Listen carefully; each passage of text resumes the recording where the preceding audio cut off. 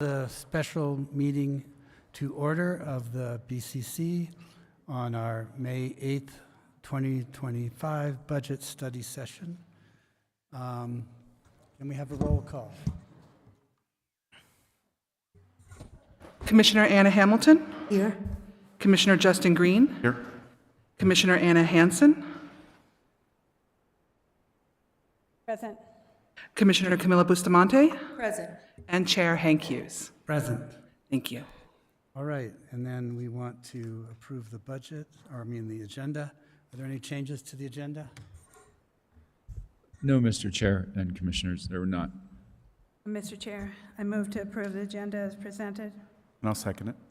Okay, motion by Commissioner Hansen, seconded by Green. All in favor say aye. Aye. Okay. Manager Schaefer and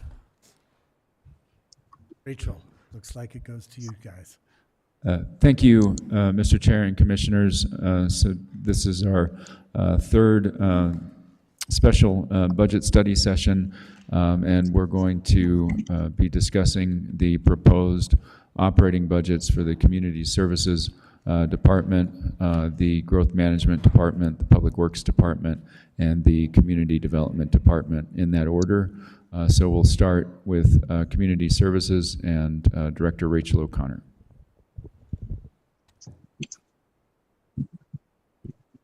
Thank you. Good afternoon, Mr. Chairman, members of the Commission. Rachel O'Connor with the Community Services Department.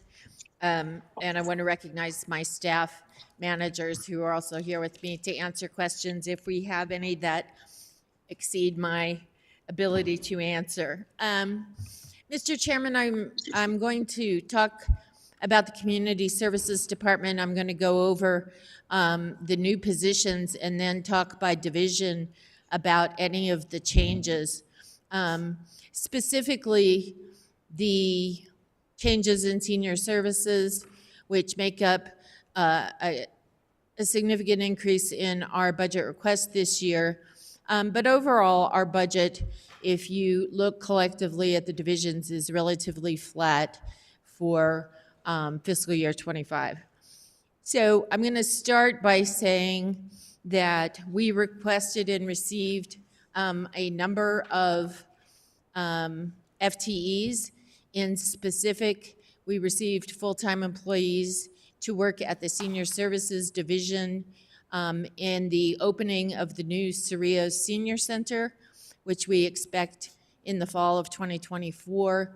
We requested and received funding to support our traditional array of staffing patterns for that senior services facility that includes a cook, a driver, and an activity coordinator. In addition to that, we have received or have proposed to be received a position of a driver for the Edgewood area. We have been asked repeatedly, both internally within the county, by the fire department's mobile integrated health team, and by the mayor's office to expand transportation services in the Edgewood area. It's much more of a transportation desert than some of our other areas, and we have, I'm very pleased to say that we were able to do that in this fiscal year. In addition to that, we requested numerous vehicles that were approved largely to support that activity, both in Cerrillos and in Edgewood. We have some specific vehicles that serve senior services traditionally, including a transportation vehicle, a hotshot. I'm looking for my senior services fixed asset survey. I apologize. And we also have received a new vehicle purchase for our DWI program. We had vehicles that were out of date there. We had certainly vehicles, a home-delivered vehicle, a transportation vehicle, and a hotshot that will be used at the Cerrillos Senior Center when it's open. And those vehicles are often used in exigent circumstances. For example, transportation of someone who might have significant medical issues, a hot shot for meal delivery in that area. Mr. Chairman, members of the commission, I'm going to start now by going over the major programming areas in the in the Community Services Department, and talk about any significant changes that you're seeing in this year's budget in comparison to last year's budget. Mr. Chairman, as I just have discussed, the majority of the increase, and it's about $700,000 in the senior services, is in CSD Senior Services Program. We are now working with Public Works to significantly upgrade some of our facilities, and in '25 we'll be opening a new senior center in the Cerrillos area, as all of you are aware. We have included funding to support those activities, including increased funding for food, increased funding for specific wares, and as I discussed, the full-time employees that will be located out of that area. We also received some revenue this year, $160,000 from Representative Skapansky, who included us in her funding request. That funding will be used specifically for food at the senior centers. Other items that might be included in the senior services budget, or that were included in the senior services budget. As we discussed previously, we are in the process of procuring a study. The University of New Mexico is expected to complete a study to look at Santa Fe County specific demographics and assist us in making recommendations as to where we should consider either altering the array of services that exist or be locating new senior centers as we move forward. So we are anticipating that that study will begin probably late in this fiscal year, but we also included funds rolled over for the budget for senior services in fiscal year '25. Mr. Chairman, our behavioral health budget is slightly reduced this year, and that is because we have reduced the amount of funding that we are providing to La Sala.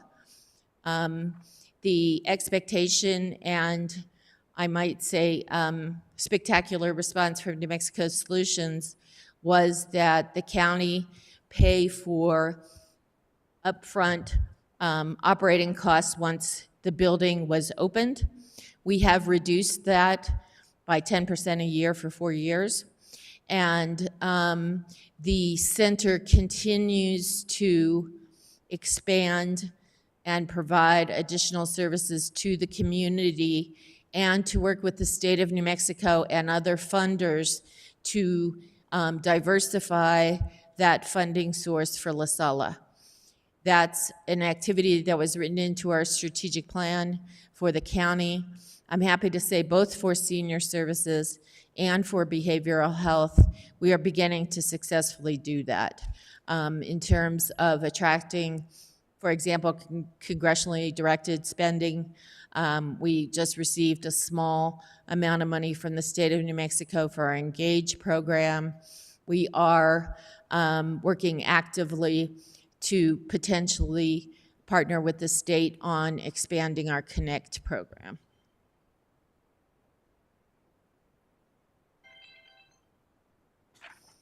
So, Mr. Chairman, members of the commission, the Community Services Department in general is relatively flat for our DWI program. We have some funding that fluctuates in our DWI program. If you can recall, the program is funded really through a formula from the state of New Mexico through the alcohol excise tax. It comes down to the counties in specific categories. We work very closely with the state of New Mexico in allocating that for specific purposes, For example, we have prevention people out in our schools. We have compliance monitoring for convicted DWI offenders, excuse me, that are coming out of magistrate court.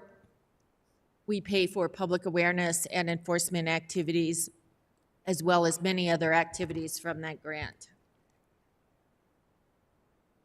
We did not have significant change in the revenue or in what we have budgeted for our DWI program. Mr. Chairman, our Engage program, which is the county's, pardon me, it's allergies season, which is the county's law enforcement assisted diversion program. It was funded starting out from the state of New Mexico. We did receive congressionally directed spending in the amount of about $370,000 to support that program moving forward. And we are expecting a small amount from the state of New Mexico to supplement. This is the one program that we'll probably continue to work with Yvonne on, as the revenue sources for that program are shifting at times. For example, we initially received funding that was significant from the state. They invited us to apply just recently for some additional funding. The amount we received was a little bit less than what our expectation was, but we are continuing to monitor that situation, and the program has just hired a new case manager and is moving forward. Mr. Chairman, our healthcare assistance program and our health services division is really has some growth in it this year for our Connect program, as well as some growth to support activities in the Santa Fe County Health Action Plan that you just approved. So in specific, we have looked at budgeting some funds for a program that I've provided information for in the reports that I put out, and that is to support older adults with cognitive issues. We see a lot of people in our community. We have heard loud and clear from our local hospitals that there are not adequate day programs for people with cognitive issues, whether they're issues related to mental health or dementia or Alzheimer's or the many other things that can change your way of thinking. We have started to fund a pilot program which is called Life Circle, and are hoping to support people through our Connect program to see if they might benefit from some of that programming as well. We also have provided within the Connect program some emergency funding. So for example, our activity coordinators sometimes see urgent needs that can't be delayed in response. For example, somebody's utilities or water being shut off, an urgent health-related matter that needs to be addressed. We now have included funding that we pay to a provider, Coming Home Connections, to support short-term response to emergencies for seniors in our community. And we can, for example, provide some short-term chore support or things out of the home.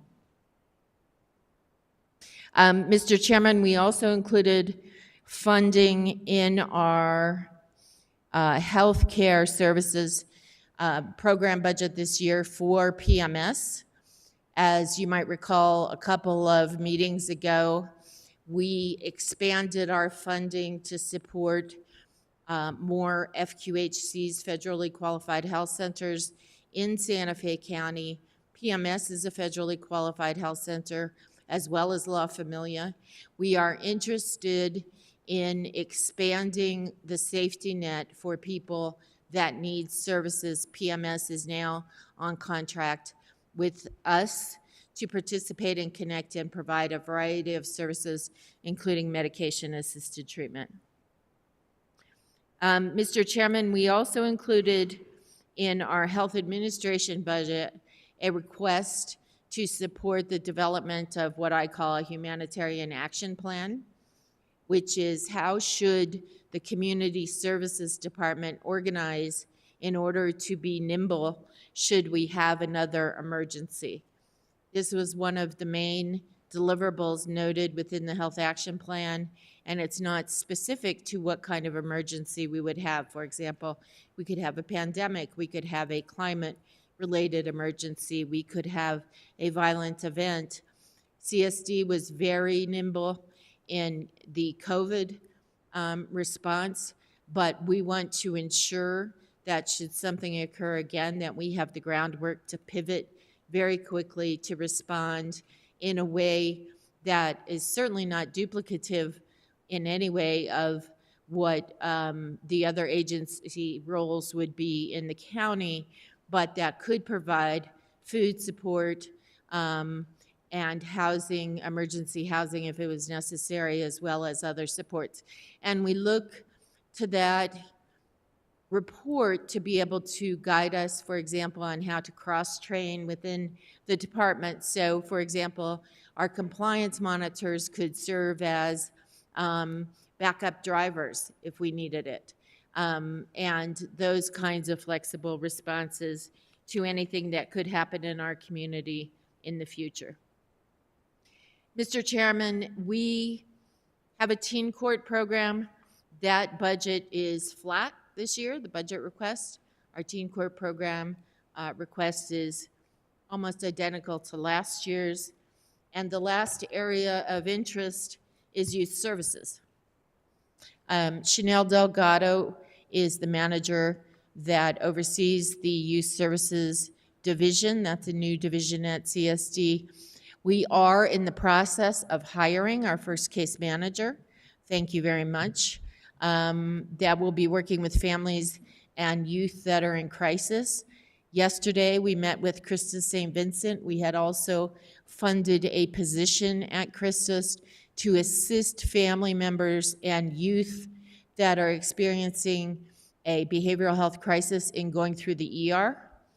And it's our intent to link the services that are provided. So for example, if you had a adolescent or youth who was experiencing a crisis and went to the emergency room, that youth would then, once the emergency room response was completed, be referred to Santa Fe County for navigation and from us to the providers in the community. We're also looking and have RFPs out right now to expand family services, as well as to expand services available through a mobile crisis team for youth that would be funded by CYFD, but for which the Santa Fe County Community Services Department would provide startup funding. So we have a slightly increased request for our youth services.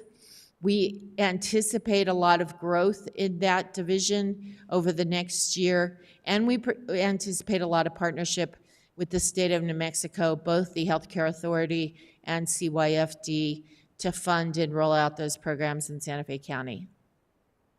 So, Mr. Chairman, that's kind of a summary of our budget this year. I'm looking to the county manager to see if he has anything to add. We are both open for any questions you might have. Thank you, Mr. Chair and Commissioners. And I would just note on the summary sheet, what was not carried forward into the packet version were the cost of the recommended FTEs, which Rachel described in the senior services area. And those costs are reflected in the FTE detail, and the total for the positions that are recommended for in total is just south of $300,000 to $199,596. Thank you, Rachel. We'd be pleased to answer any questions. Questions? Mr. Green? Thank you, Mr. Chair. Thank you, Rachel. First off, accolades. I really, as somebody that doesn't cross paths with, community services in my day-to-day life, I'm always impressed by what you do to the community that needs it. And I'm blessed not to need it in most cases, I think. And, you know, everything from the Connect to the senior services to all of the ways that you respond to Santa Fe County's needs for those that are really the underserved, right? You really get to the people that sometimes don't have a voice, and you bring us their voice and give us opportunities to serve them. So one, just to play my record again, you're getting a bunch of vehicles. Please look at EVs because you'll love them, and we'll have the infrastructure in place at our senior centers hopefully this year, so you'll be able to charge them and keep them going around town. You've heard that before. You don't have to respond, but just so I don't miss the opportunity, I have to take it. And then one of the models that I think we're seeing pretty much I would say a collapse of our Midtown society here in Santa Fe with where Pete's Place is turning into. And I've had started to do my own research into models that might work better. And, you know, the definition of insanity is doing the same thing and expecting different results, and we're doing the same thing and we're getting the same results. And so I don't expect to change that, and so I think we need to start looking at different models. And so the model that my research most recently has come up with, you know, somehow surprisingly, it's also just down the road in Albuquerque, is the Gateway Center. And we put out we put in a request to the city of Albuquerque to get a tour of their facility and to get a comprehensive understanding of what they're planning there. I know it's still coming out of the ground and only just starting up, but one, I invite you to come join us there. We have a spot for a few people. We have the governor's office coming along with us, and we've put in a request with the city to do this. And so, one, I hope we can look at that really closely before we close up this budget. We're going next Friday. And would love to have at least one commissioner. We'll advertise it if we have to, if more than one wants to join us. But that seems to be a model that seems to be the right model to have the wraparound and services in an intense sort of setting where we don't throw people on the street at 6 o'clock in the morning and just make them, you know, vagrants that are like out into the wild. And it seems to be the right process. And so I would love to, in these next weeks before we have to close up this budget, really see what we could do to put our money where our mouth is and say, let's put some money towards planning what it would take to do our equivalent of a Gateway Center here. I don't know if you have some perspective on this. I'm sure you probably know it much better than I do. And I would like to know what your thoughts about are and what it might take for us to get a proposal together so that we might be able to go to the legislature in this next session and say, we want to do this here with a partnership between the city and the county and the state to do the Santa Fe County version of that.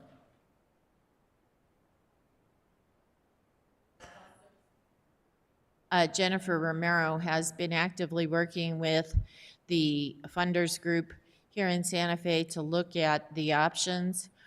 And we just had a conversation earlier this week about the fact that I believe the lease is up at the Pete's Place on Cerrillos, and what alternatives might work better, certainly locations in terms of services to people that don't have anywhere to live.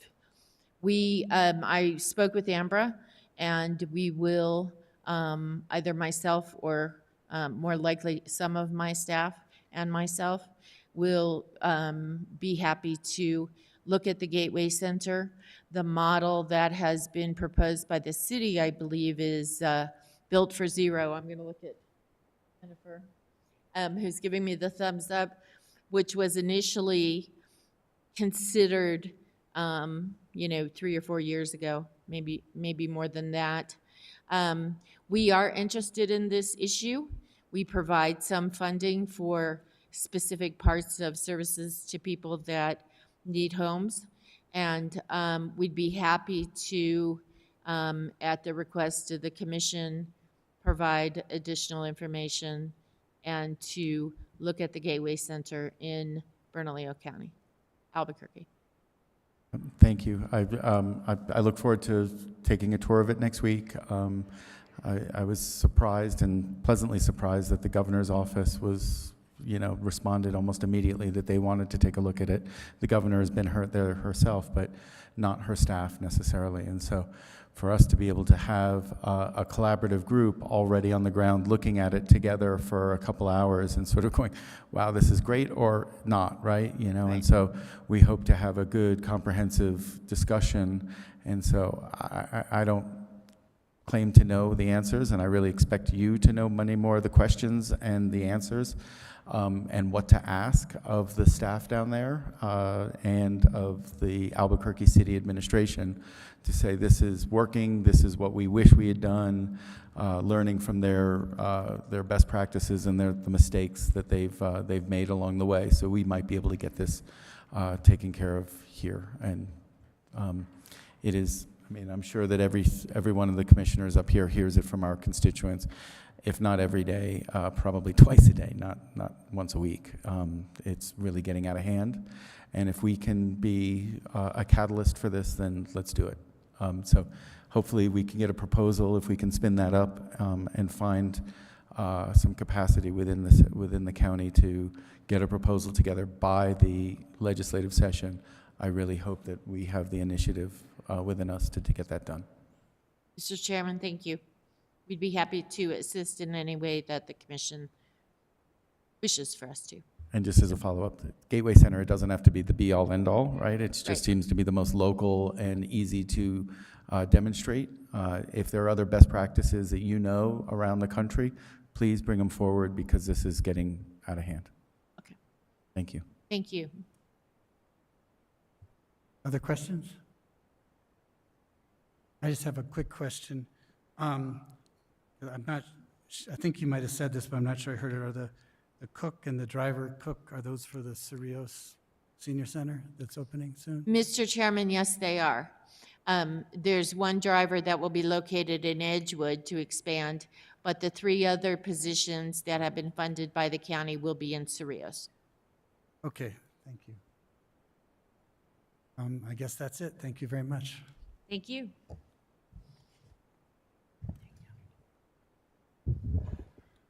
So next up, we have the Public Works Department. Thank you.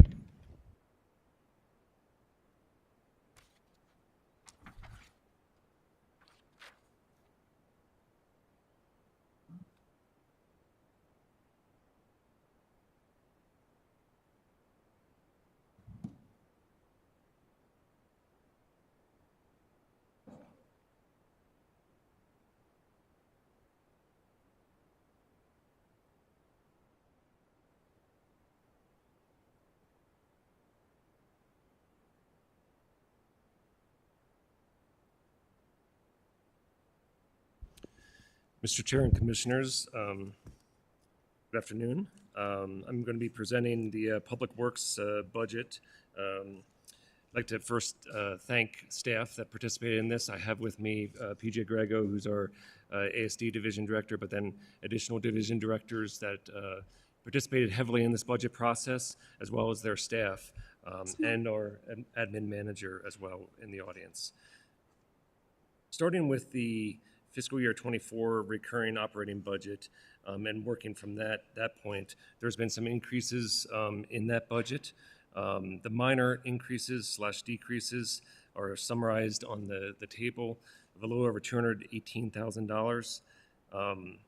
The decreases can largely be summed up as budget adjustments based on actuals. So we look at year over year, and if we do not have a need for that budget in a current fiscal year, we remove it from the budget. In all, we had an increase to the budget, minor increases, and those increases include things such as training and certification for staff, additional licenses for asset management software, as well as we've talked in several occasions in front of BCC, the simple fact that materials and supply costs are increasing. So we've adjusted our budget accordingly to address those to make sure that we can provide the services to the community that are expected. And that totals about $218,000 above our fiscal year 24 operating budget.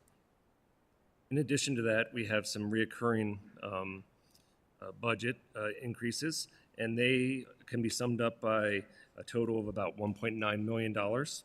And they include the class and comp, collective bargaining agreement increases, para contributions from the county, and that total is about $940,000. That's largely the focus on staff, existing staff that we have within our operations, making sure that we are doing our best to retain the staff that we have, as well as provide for them. In addition to those, we have 4 different items that are recurring costs.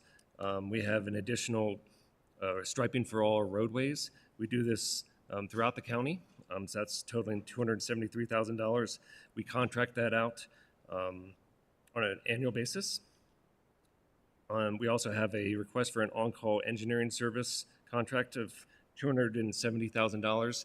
This will help support operational needs, whether it be traffic studies. One example, we're using we would use a similar approach with the New Mexico 14, County Road 44 and County Road 45, that intersection, and looking at the conditions assessment of that, as well as it will support capital projects. So as we talk about the capital budget process during June, these funds will allow us to initiate preliminary engineering reports, get those initial studies and feasibility assessments done, so that when we get into the capital budget process, that is a process that focuses on ready for design, ready for construction, and not focusing on should this project even be done or should be considered. It's an evaluation tool for us. We also have an increase in tipping fees. This is simply a pass-through from the rate increase. Some of you sit on the SWAMA board. Rate increases at SWAMA happen, frequently. I wouldn't say every year, but frequently as their tipping costs go up. This is a pass-through to our budget so that we can make sure that when we get invoiced, we can pay the tipping fees. And last on the recurring items is the road maintenance. And this is a cost for increase in materials. Base course is going up, cost in oils and other things are going up as well. So the total of recurring budget increases is about $1.9 million.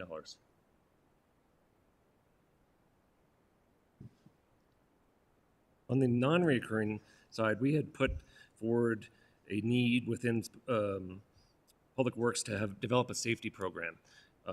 We felt that there was a good need. 85% of our staff are in the field, playing in traffic, dealing with high pressure, pipes, those types of things, dangerous situations. We want to make sure that we had a robust safety program in place to build off of what the county already has. And as part of conversations with the county manager's office, as well as risk and safety in HR, it's my understanding that $75,000 will not be funded in Public Works, but rather it will be part of an overall countywide safety strategy assessment, first of which will be focusing on Public Works to accomplish this. So we're excited to have that moving forward. So that summarizes our budget increases for the year. When we pause there, just go right into the FTEs. Go ahead to the FTEs and we'll see that. Okay, so I'll move on to the FTEs. We requested several FTEs within the Public Works Department, and working with the county manager's office in HR, we are funding, we're recommending funding of 3 positions, all within the Utilities Department, 2 utility system operator 4s. Currently, the highest level certification we have now within operations and utilities is a 3. And this is the need for the level 4 is coming soon as we grow our system, as well as we grow into Powaukee. We have a need for level 4 operators. And in addition to that, we are requesting a project manager 3 that is dedicated to the Emmett project. We currently have a project manager that focuses on utilities and Emmett, but we feel that In addition to that, we need to have a project manager that's focused on Emmett itself and all the complicated issues around Emmett. In response to questions that have been raised by a couple commissioners, at least, either in BCC or offline when we meet quarterly, working within the fiscal year 24 budget, we're looking at our overall operations, the way we do business within Public Works. And the focus is on ASD. Focus is also on projects, how we deliver those projects, how the information flows, from internally within Public Works, as well as to finance, as well as legal. So with that in mind, we're doing that assessment here in the next couple months, and we're putting all the other requests on hold for positions until that is complete. Then moving on to the fixed assets. Just a high-level summary of fixed assets. I would say they fall into two categories. Replacement vehicles that were approved by VERB, the Vehicle Utilization Review Board. And then the second category is new equipment to support staff in maintaining infrastructure. Examples are blowers, commercial cleaners, mowers, street sweepers, dump trucks, driver feedback signs, and water meters, just to name a few. But these are tools and pieces of equipment that can help us maintain infrastructure. And with that, I'll stand for questions. Mr. Bustamante. Thank you, Chairman Hughes, and thank you for the presentation, Brian. How much, or have we at all, the county, used smart technologies, those that are, where the infrastructure actually informs? Are you familiar with what I'm talking about? The smart technologies for building infrastructure, roadway infrastructure, pipelines, such that we actually receive the data. It informs us of what the status is of the infrastructure, and we're able to respond based on the analytics. Are you familiar with what I'm talking about? Mr. Chair, Commissioner Bustamante, as it applies to utilities, we do have some SCADA in place, if that's what you're referring to, something along those lines of tank levels, pressures, those kinds of monitoring, so that we can be aware of the system operations in advance or on a day-to-day, and then if there's a growing concern within that operation because a pump's about ready to fail or motor's getting ready to overheat, we have the backbone for that in place, and we're expanding that as part of our current fiscal year budget. Okay, there is a lot more ahead that has been implemented internationally in what smart technologies can do for business infrastructure, for buildings. Let me give you the example at Santa Fe Community College. So we have local examples. We had a pipe burst over the holiday and ended up with flooding in the, this happened between the health center, the workout place, and the flooding ensued on the west side of the main campus, which is pretty broad distance. What we were informed of with regard to the smart technologies that have now since been implemented at the institution, for example, and the reason that we got involved in this is because there is a need for training technicians on smart technologies, but maybe not around here so much if we don't have smart buildings.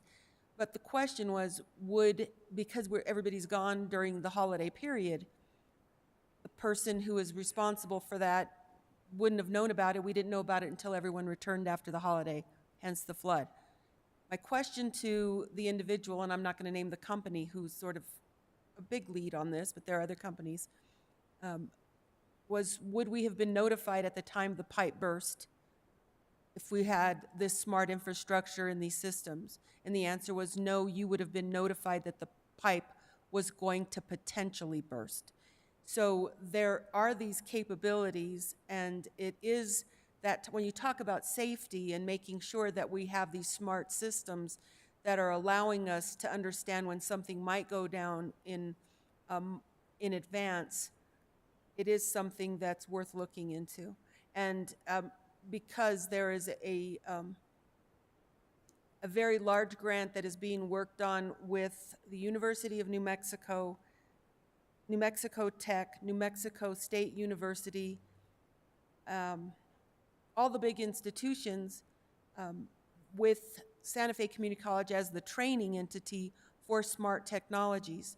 And it is very much emerging. It is very much, in some places it's been implemented, mostly Canada and Florida, with one particular vendor, which is an international company that would not be unfamiliar. But it's worth given that we have this in our state, to look at how we might be able to use these smart technologies in keeping costs down, more resilient strategies in looking at our infrastructure vulnerabilities. So I throw that out, and I didn't know if we have that, if it's something we're working towards. It's very much similar to what you're talking about, with a much more sophisticated capability with all utility. Mr. Chair, Commissioner Bustamante, regarding facilities and their, I'll call it the HVAC systems and various systems within the facilities, we do have the capability, large number of our systems have the capability of, I'll call it, pushing out that kind of information that you're talking about. We are not currently set up to receive that information. I think it's the easiest way, in a non-technical way of saying it. So our systems are largely prepared to do that. We just need to be able to accept that. And I've talked with PJ Montano about that. And there's certain things in the works that we can work towards moving to that level.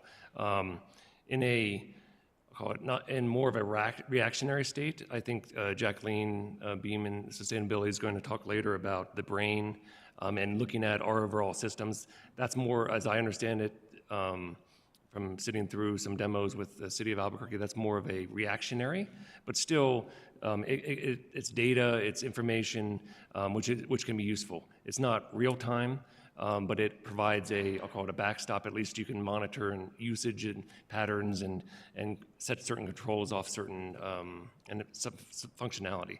But definitely things we'll explore. Thank you.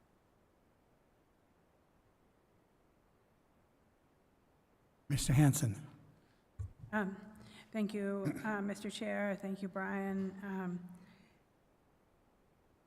So on these FTEs, so one is for Amit, which I think is really necessary. The utility system operator, that's just adding another layer of knowledge, so to speak, on the system as we move to expand the utility system?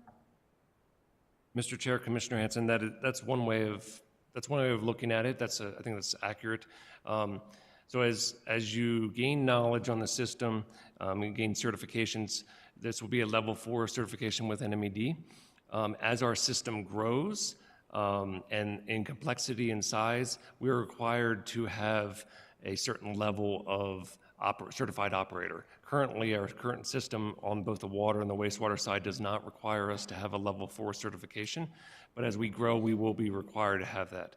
Once we move into taking over operations of Amit, assuming it moves in that direction in the next several years, that system, because of its complexity and size that is growing in expanse, will be required to have level 4 operators. So this is our first step in growing our staff towards our existing system, but also planning for the future.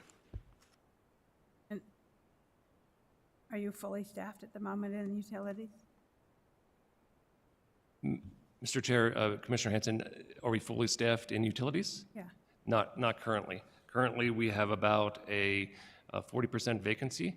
We have on staff now, we do have a couple, we have one level 4 operator, even though we're not required to, and we have 2 level 3 operators, and we're in the process of hiring another couple level 3 operators as well as maintenance staff. So we have a growing staff, and I would say in the last 4 to 6 months, we've made good strides in getting utility operators on board, working with county manager's office and the HR team on the pay and the comp and class, as well as our outreach.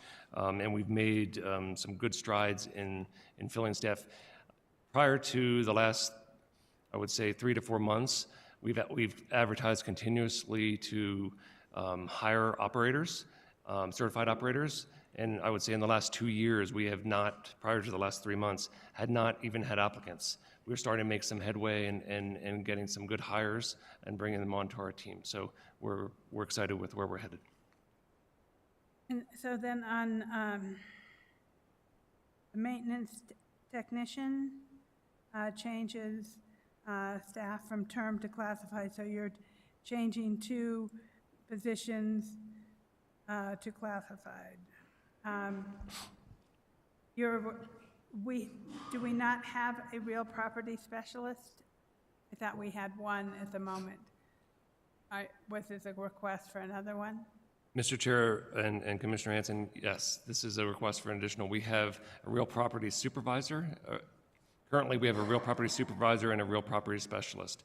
With all the projects that we have underway and with property acquisitions, Ammit alone, with a number of easements, that's a real need to have somebody that is focused on that, making sure that we are not slowing down the project or a project because of land acquisition. And so this is a request for a second real property specialist that will create a team of 3.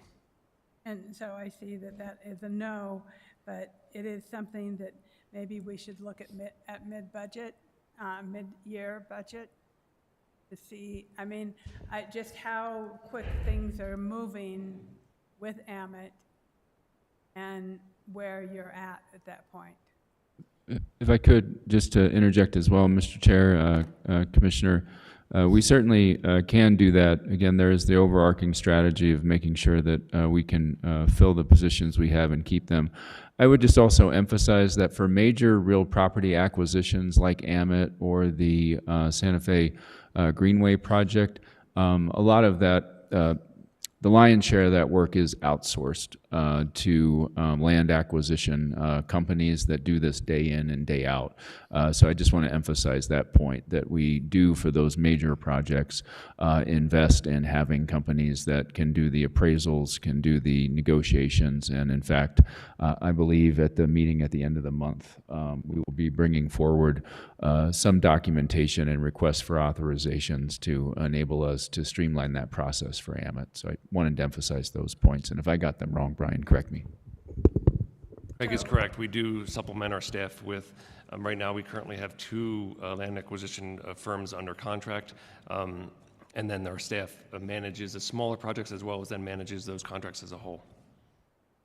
Okay. That's all. Thank you, Mr. Chair. Commissioner Green? Thank you, Mr. Chair. Thank you, Brian. I do really appreciate the focus on Ammit. This is by far the biggest project probably in the history of the state of New Mexico at this point, and if not, certainly at Santa Fe County. And so having somebody internal, dedicated, just really focused on this is really appreciated. One, to crack the whip and to keep the BOR on schedule, but also for us to internally understand and to be our eyes and ears and know when to put the call to the rest of Public Works or the county manager's office or whoever, to the Board of County Commissioners, just to keep us updated on this. So I do appreciate all this focus on it, and I apologize to the rest of my commissioners for taking such a valuable resource for such a project in one commission district, but you all understand, just to be clear. In terms of vacancies, what are you running across the board?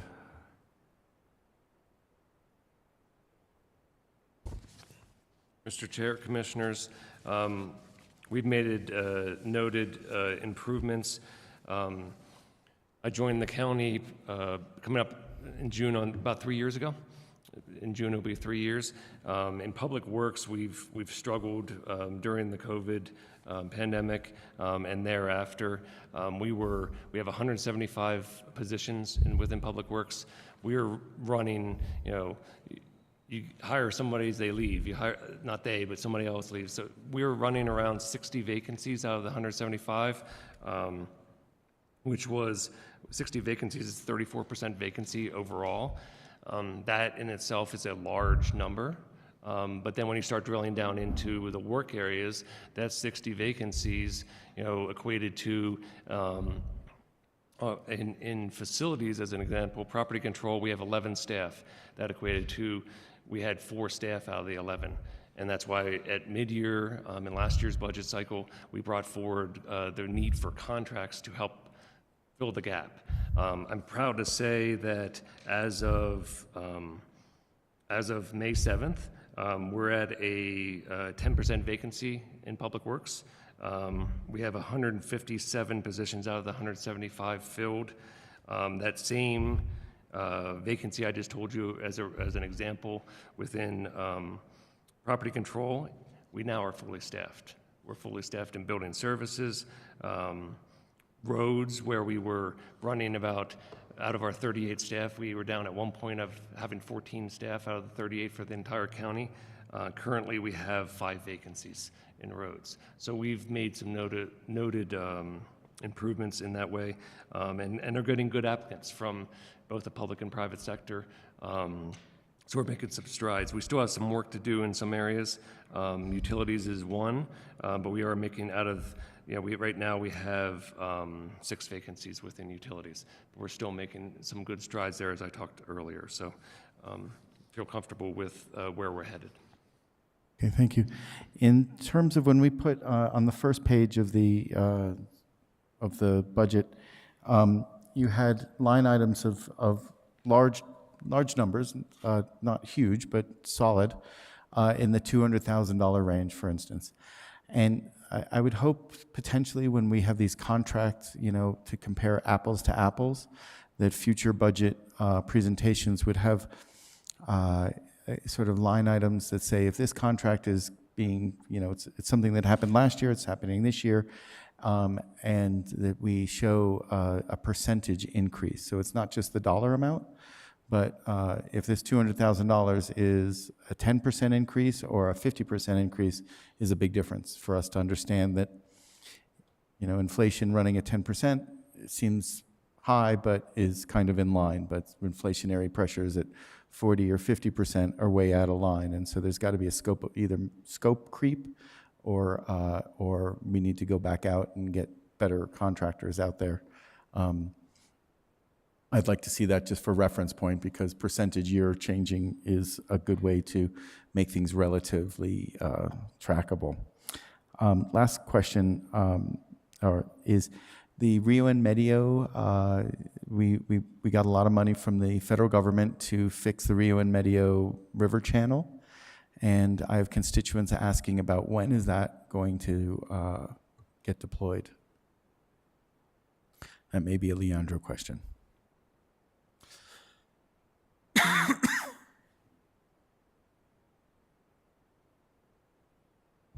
Madam Chair, Commissioner Green, that project's actually being facilitated through growth management and are planning our open space trails. So we're still working with NRCS and potentially the Soil and Water, but the Soil and Water District has not been necessarily interested in helping us work with the individual property owners to get those agreements completed. So we're still working on a way to get that done. What can we do to help that? Or should I wait for growth management? Sure, or we could talk offline. Or during growth management, whatever it is.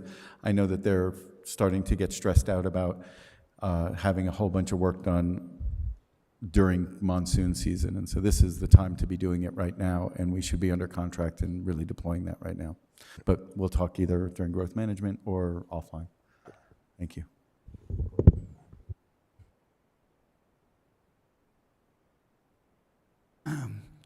Just one question, Director Snyder. How are we doing on staffing up the road committee or road team?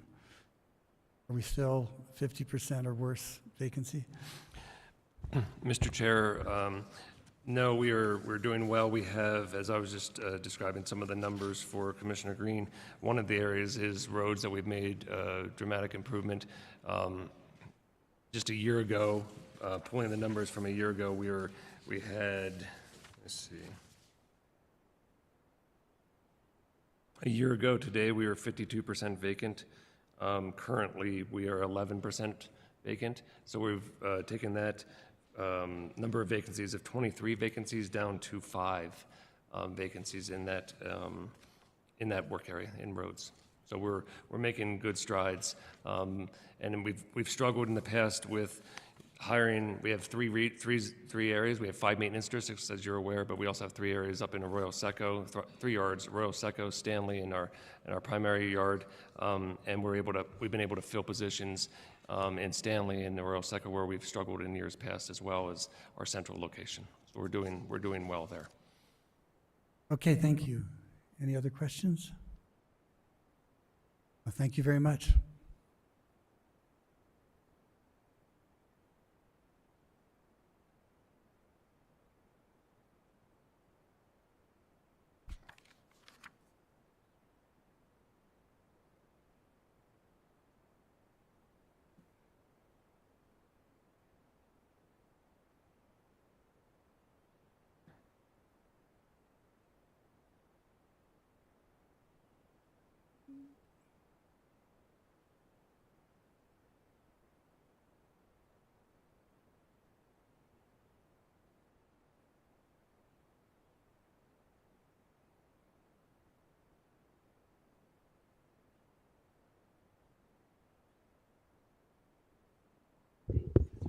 Thank you, Mr. Chair, Commissioners.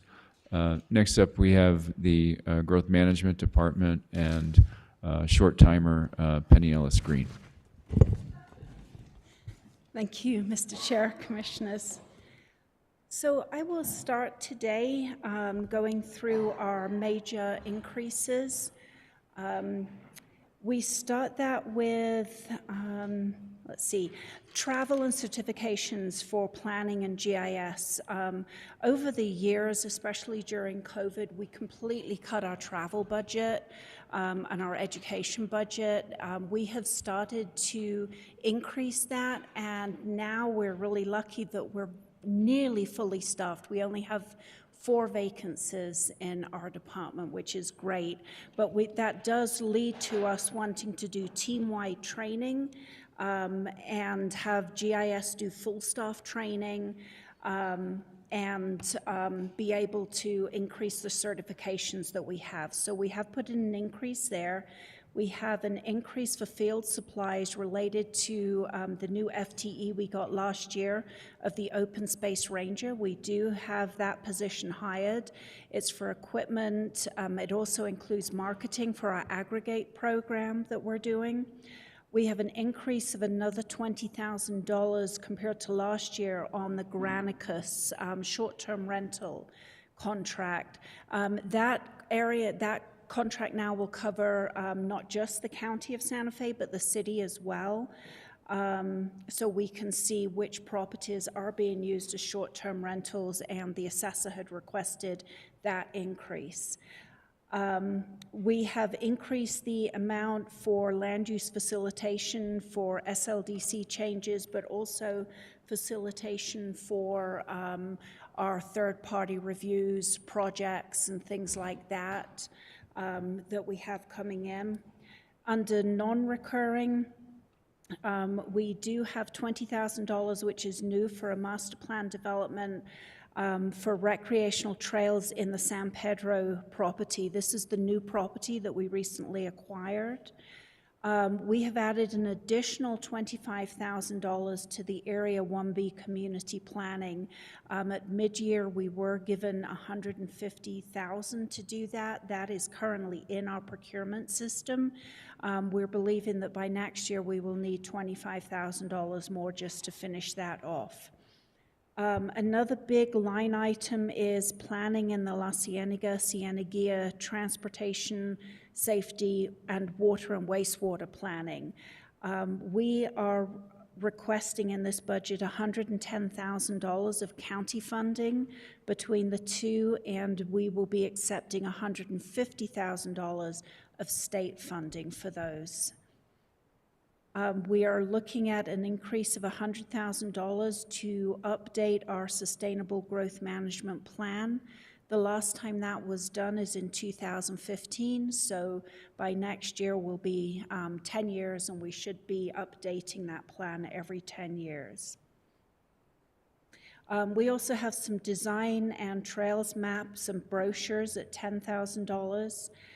Planning is requesting an impact fee study at $70,000. We are requesting temporary staffing of an additional $25,000. That has helped us significantly with processing short-term rentals, but also speeding up our permitting system by assisting us with logging permits in and helping us scan permits as they come in. And we have one more scanning project, the Terralogic data digital archiving, requesting an additional $250,000. That is an ongoing project. We are doing it this year. We do have a contract, and we are getting the first of our files ready to be fully scanned and available digitally. That's going to help us a lot with our IPRA requests.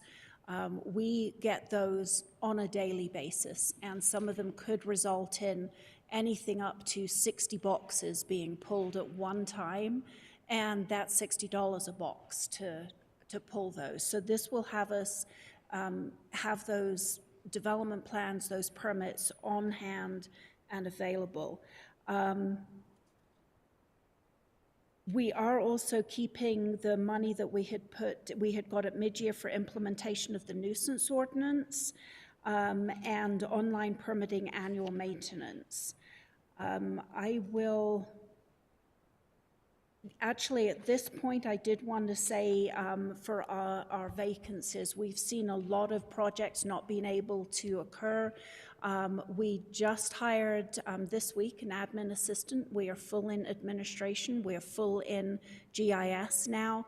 We have 2 vacancies in building and development services and 2 vacancies in planning, all of which are in the process of being advertised and interviewed. So for our vacancy rate, we are now doing really, really well. So putting more emphasis on our training is really important to get those new staff up to par and being able to go through the permitting process.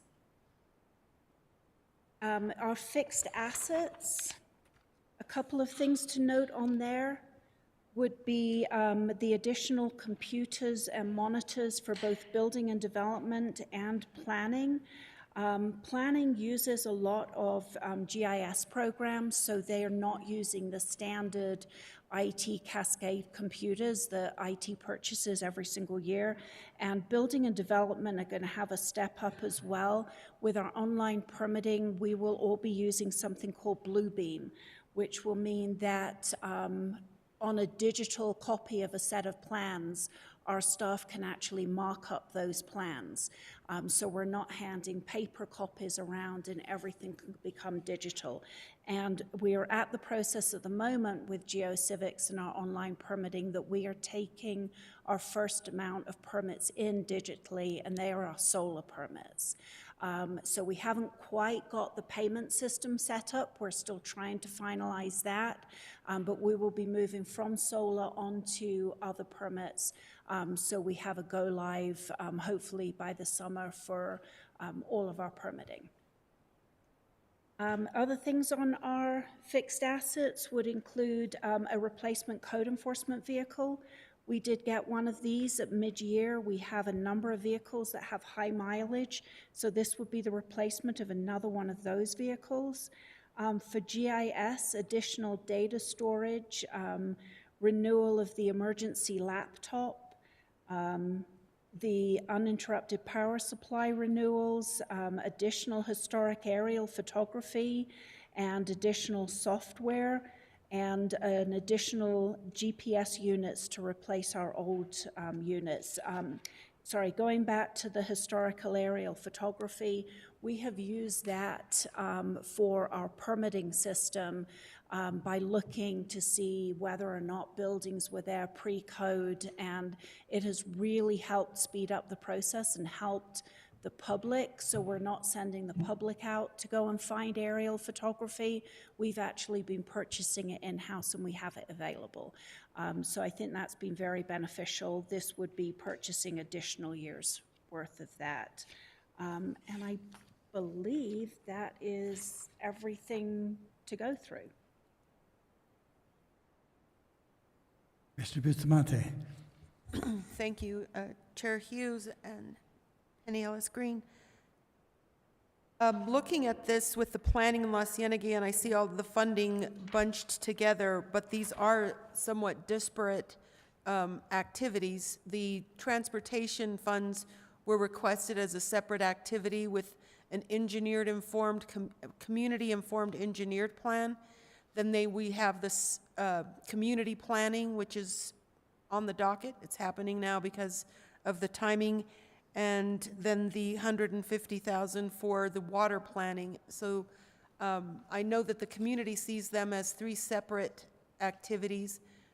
I understand the efficiency in bunching them together, but I don't think that I want to make sure that we're keeping those as separate activities. There is a concern that this is just going to get lost in the coffers, and I want to make sure that we keep that very clear in what and how each of those activities is going to inform what happens next. Mr. Chair, Commissioner Bustamante, yes, they are definitely separate. We've got a funding allocation from the state for the water and wastewater and a different funding allocation for the traffic safety study. And in our actual line item budget, we do have them earmarked from our side as separate projects. Thank you for that clarification.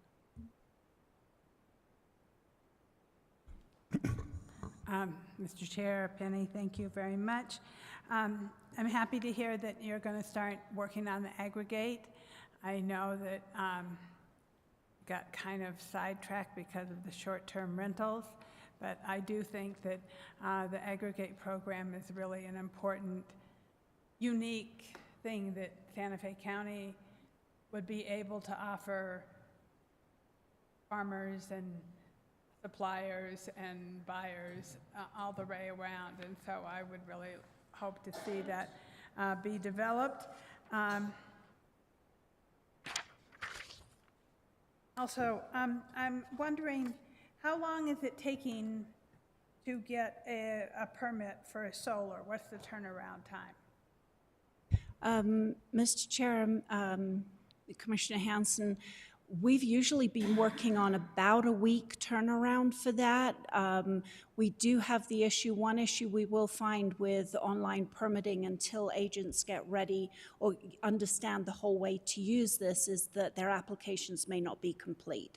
So when we're hand taking something and we can let them know if they have a legal lot of record or if they don't, at the moment, if they're submitting, we do have to go back and forth a few times. But I'm going to check with Jordan, but we are on approximately 5 days. I know that will make constituents very happy. And then, so I think a code enforcement officer, we've talked about the possibility of you getting another code enforcement officer. Now that you're fully staffed, is code enforcement still feeling pinched? I mean, because there's, with the short-term rentals coming online, with, numerous other things, solar and other, and problems throughout the county.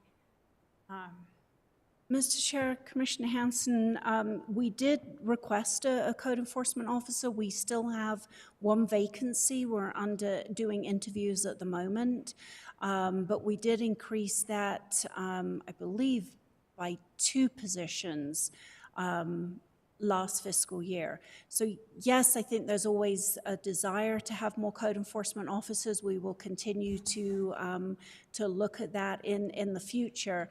But at the moment, we do have some assistance as far as the additional monies that we were given for the implementing the nuisance ordinance. That means that we can hire contractors to assist us. And we also had in the budget additional assistance for moving forward with the short-term rentals that are not in compliance. At the moment, it sounds like the legal department would like to take our first few cases themselves, but depending on how many we have, in the end result, we may be hiring an outside attorney to get those done fairly quickly. So at the moment, we've got a great team in code enforcement. There's 4 staff members. We're looking for the 5th. And so we'll continue to look at our staffing levels in the future. Thank you. And then I wholeheartedly support the team-wide training. I think that's really important.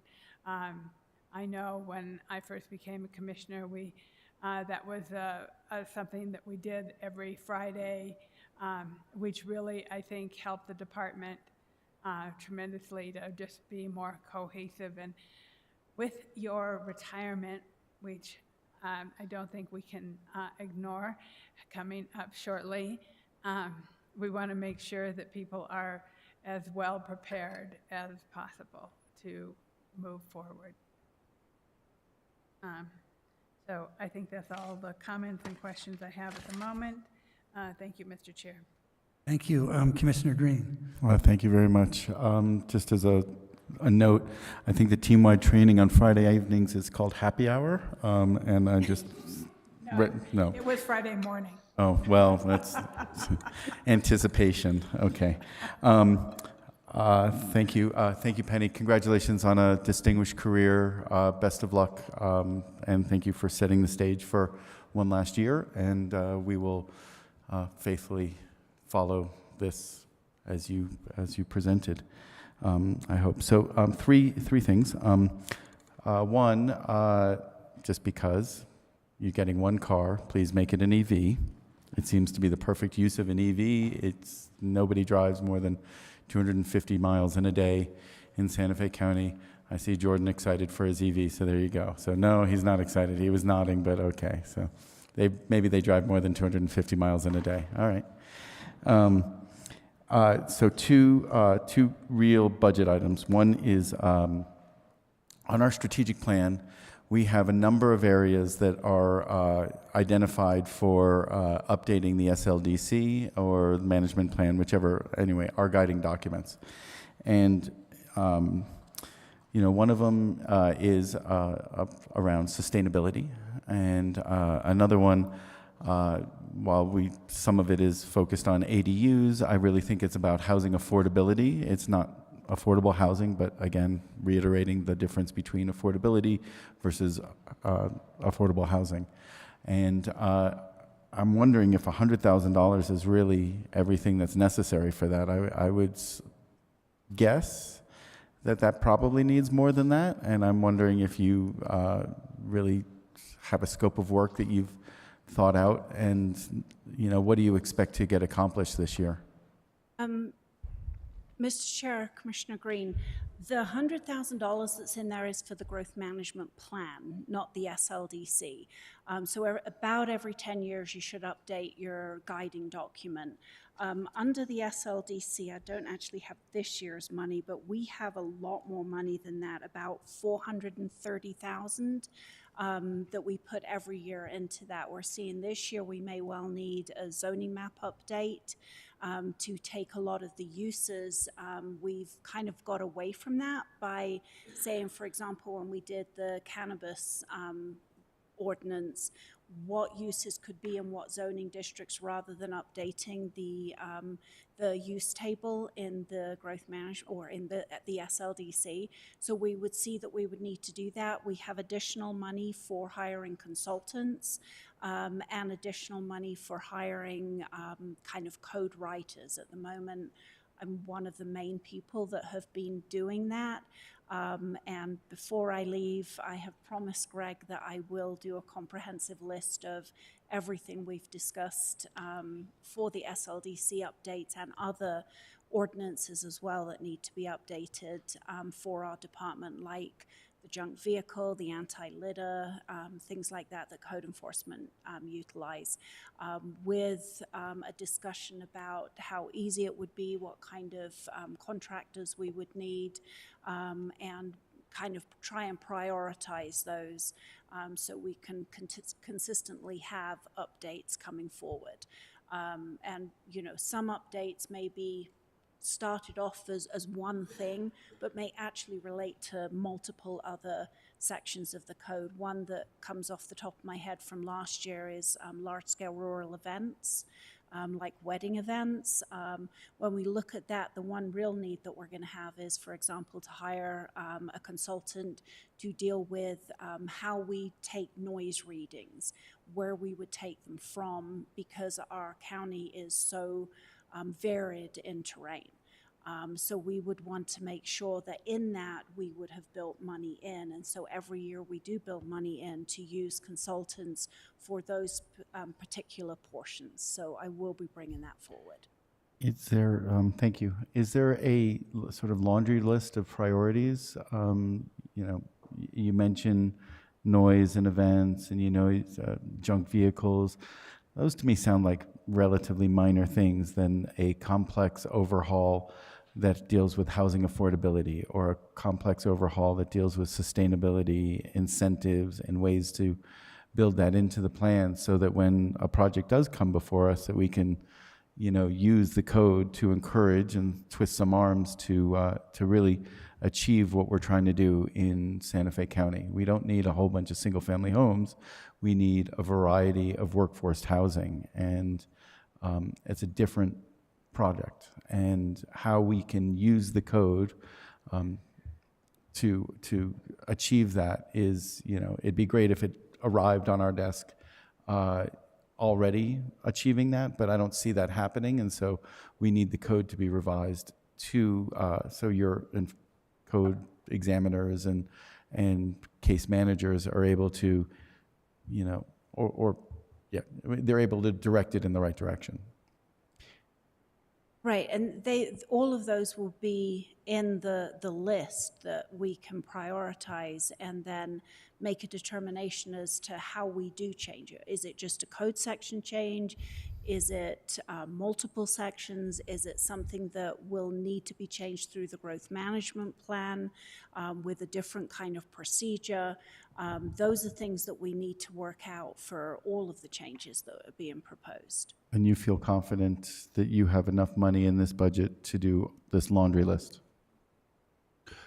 I think if I could just interject for a second, Mr. Chair, Commissioner Green, is that, you know, the list is quite extensive. The idea is that the board will tell us what the priorities are, and we'll develop a work plan, which will probably be multi-year. And so if we're going to start, you know, here, and we're just going to work down the list. And so I don't think that staff contemplated that we would be able to get it all done in a year, but we wanted to put all of those things in front of the board so the board could prioritize looking at who's going to be working on what are the resources that are available to do it, and we'll just move through the work plan as established by the board. That's what we contemplated. Okay, I appreciate that. I think just since we're sitting here at the board talking about this right now, no better time than the present. And, you know, I think the two biggest priorities that we've said up here are housing affordability and sustainability. These are the two things that come before us.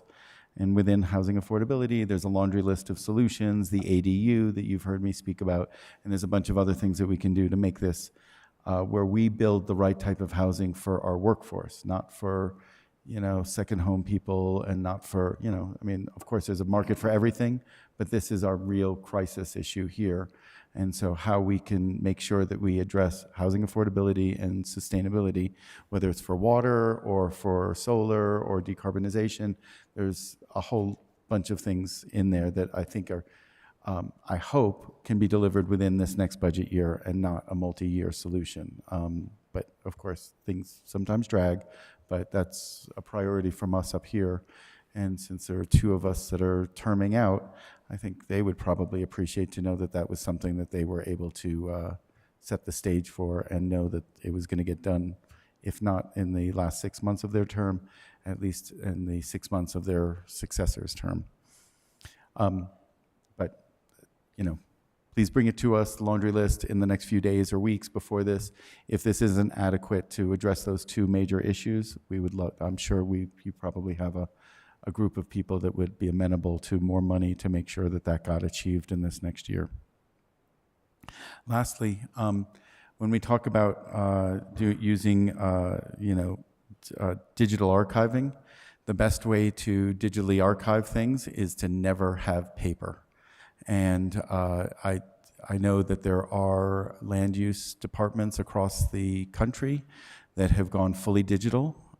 And they're actually getting better at using not only fully digital, but by being fully digital are able to use AI to do a lot of the sort of rote, mundane review. And I'm hoping that there's a pathway to full digitization, digital review within the next year. And so if that's something that can facilitate speedier permitting as well as a cheaper archiving and records recall, then it's a win-win-win on so many different levels.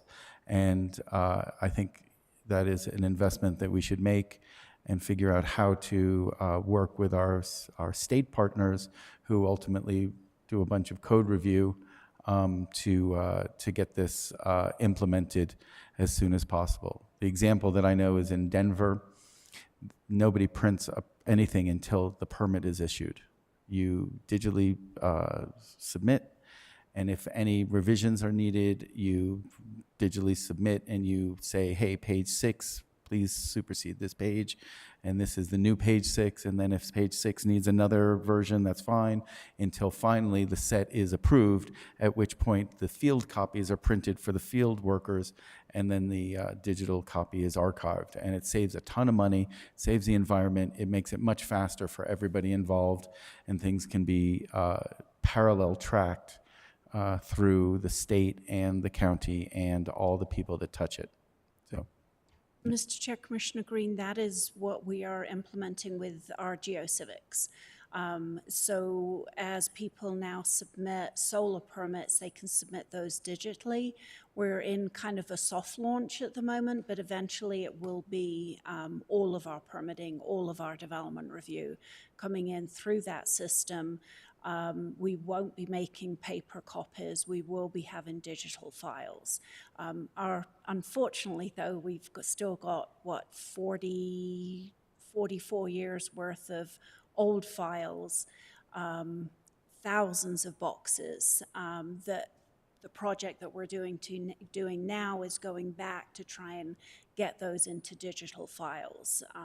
So we don't lose files, that they're always there, and they're much easier to access.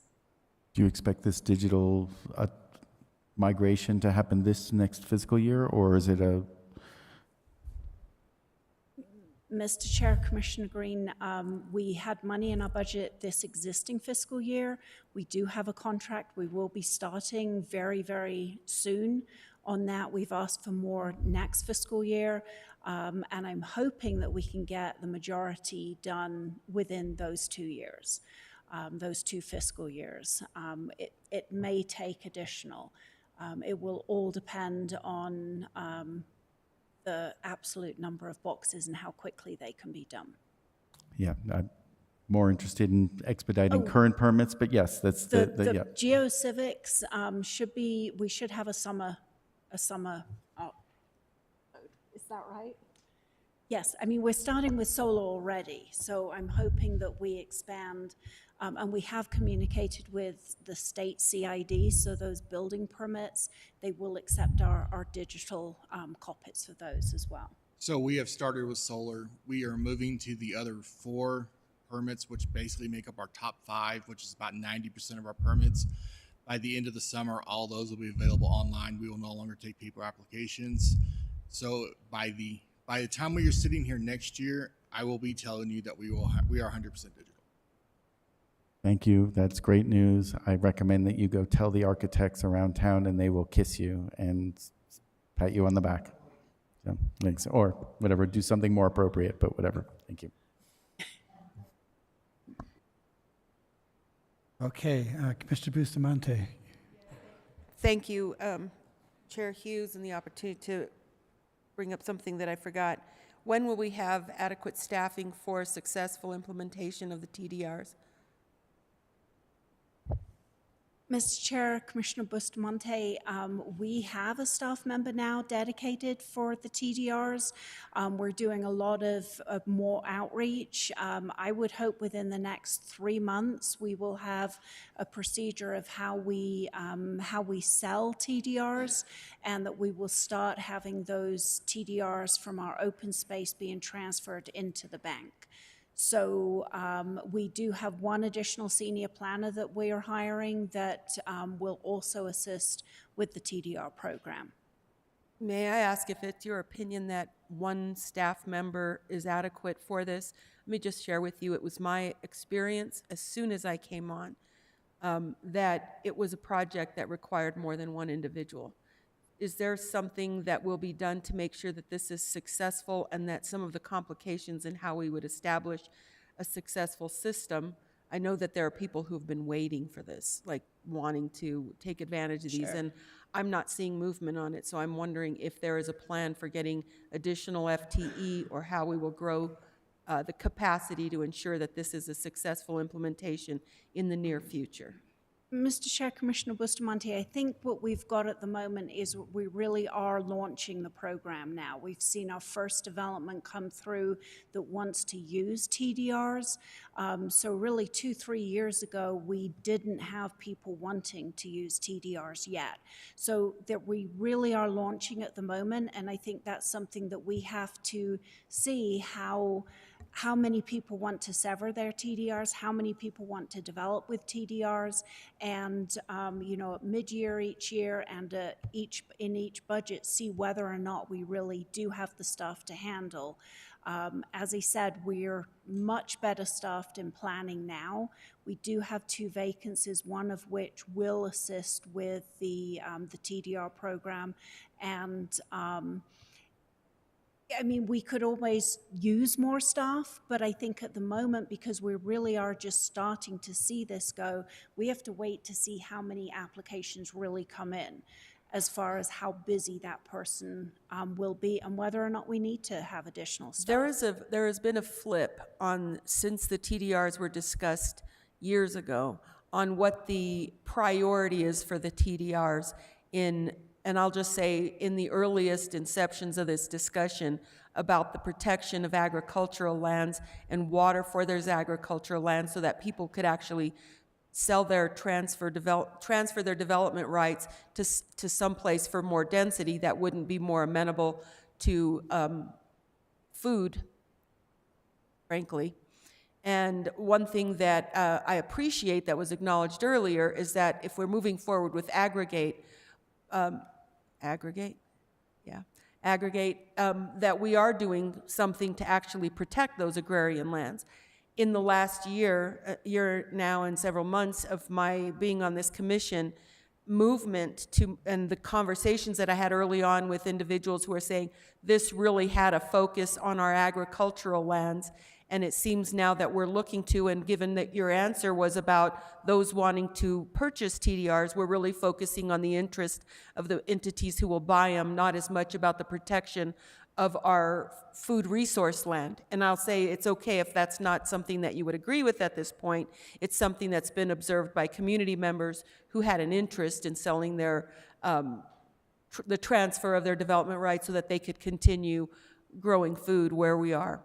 So that is something that I'd like to see actually adequately staffed and not just focusing on those entities. I understand that you have to have the market and someone who wants to buy them, but we also have people waiting in the wings to sell them, and how it was going to be at a viable amount of money that made sense for an individual, or we're just looking for a fast train to overdevelopment and loss of agricultural lands. which is something that I don't think is actually, I have not been privy to any conversations that this is adequately being addressed. That's all. Mr. Chair, Commissioner Bustamante, Brett may have additional things he would want to say, but I think a few points. Protecting agricultural land is definitely a priority. In the discussions that we've had, if we sell our TDRs from our open space and then we have money to buy, we're looking at how we prioritize which ones we buy. Do we just buy the ones for open space? Do we buy the ones for farming? What priority they are? So we're definitely looking at that being a priority.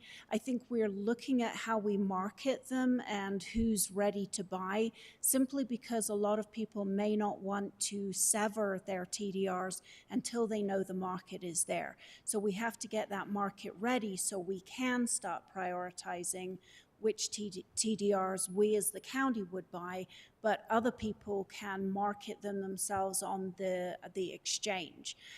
So it doesn't necessarily have to be that the county is purchasing. One other thing is that we are out for a contractor to get us a more current cost estimate on how much those TDRs can sell for.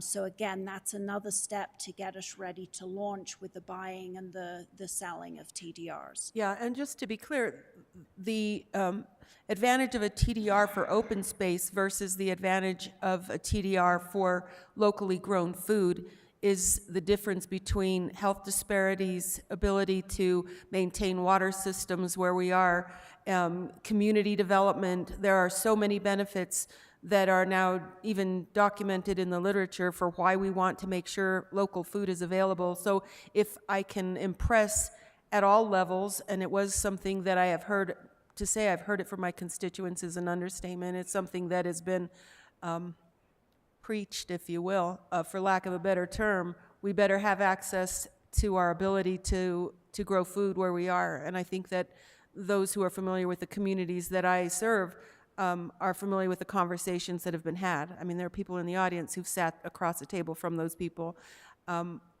It might be something that right now isn't necessarily something we can go to a grocery store, but our food grown locally is still healthier food. And that goes, that can be measured. So I hope that we can make sure that that remains a priority and that we're not seeing the interest. And I'm happy to hear that you have said that that would be such. Mr. Chair, Commissioner Bustamante absolutely agreed. And that is why we would want to prioritize which TDRs we as a county actually purchase.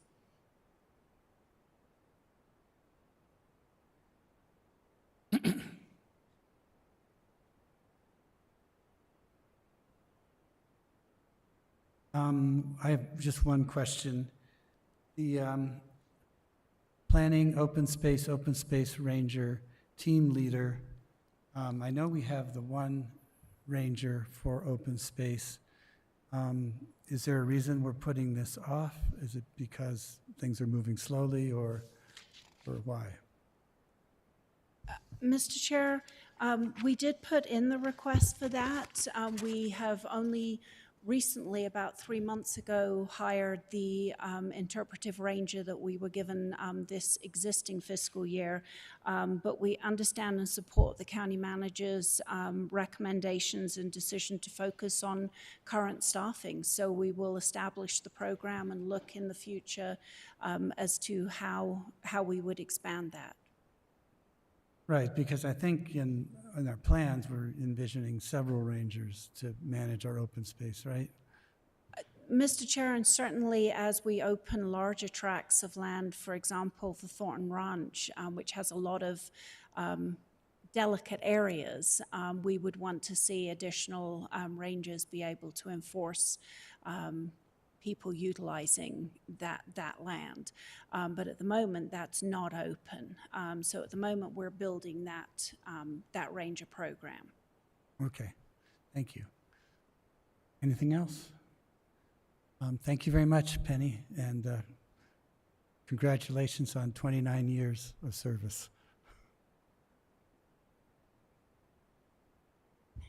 Mr. Chair, would you like to take a short break before we go to community development? Yes, let's take a break, and we'll be back in 5-10 minutes.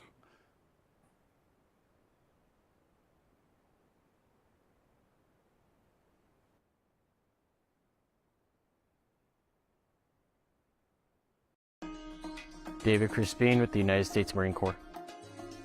Jacqueline Beam, 519th Military Intelligence, U.S. Army. Matthew Hernandez, United States Navy. Keith Claxton, United States Navy. Paul Portillo, United States Navy. Robert Griego, U.S. Navy, Operations Specialist. Chris Oakley, United States Navy, United States Marine Corps, State of New Mexico Army National Guard. Melinda Medlin, United States Army. Norman Aragod, U.S. Army National Guard. Raven Nieto, United States Army. Oscar Martin Lopez, United States Marine Corps. Martin, United States Army retired. Valentino Baca, United States Marine Corps. Jeff Folgate, United States Air Force. Kenneth Quintana, United States Army, and as well as New Mexico National Guard. Combined service, 24 years.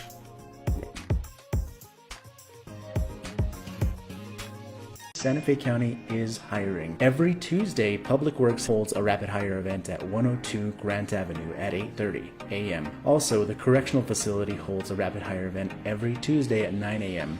That is at 28 Camino Justicia. We have great jobs, great pay, and great benefits. Come work with us.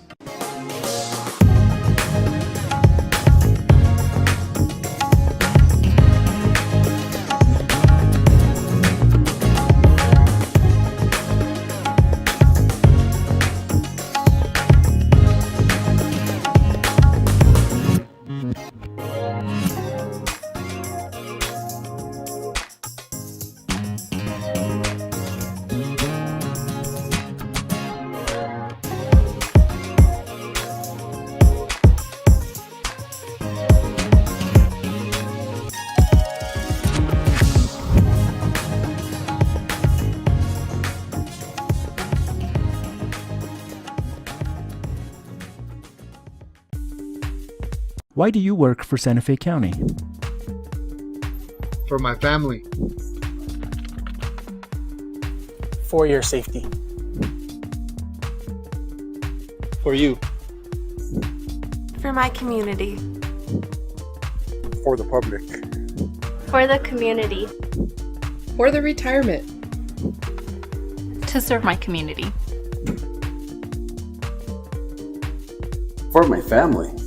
For the outdoors.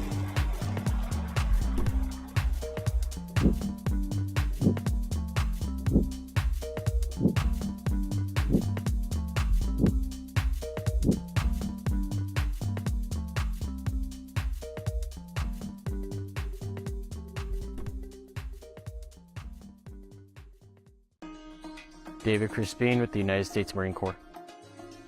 Jacqueline Beam, 519th Military Intelligence, U.S. Army. Matthew Hernandez, United States Navy. Keith Claxton, United States Navy. Paul Portillo, United States Navy. Robert Griego, U.S. Navy, Operations Specialist. Chris Oakley, United States Navy, United States Marine Corps, State of New Mexico Army National Guard. Melinda Medlin, United States Army. Norman Aragod, U.S. Army National Guard. Raven Nieto, United States Army. Oscar Martin Lopez, United States Marine Corps. Martin, United States Army retired. Valentino Baca, United States Marine Corps. Jeff Folgate, United States Air Force. Kenneth Quintana, United States Army, and as well as New Mexico National Guard. Combined service, 24 years.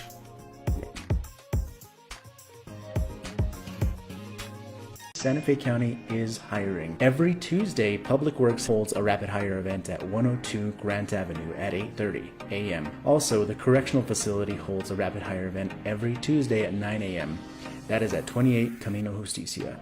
We have great jobs, great pay, and great benefits. Come work with us.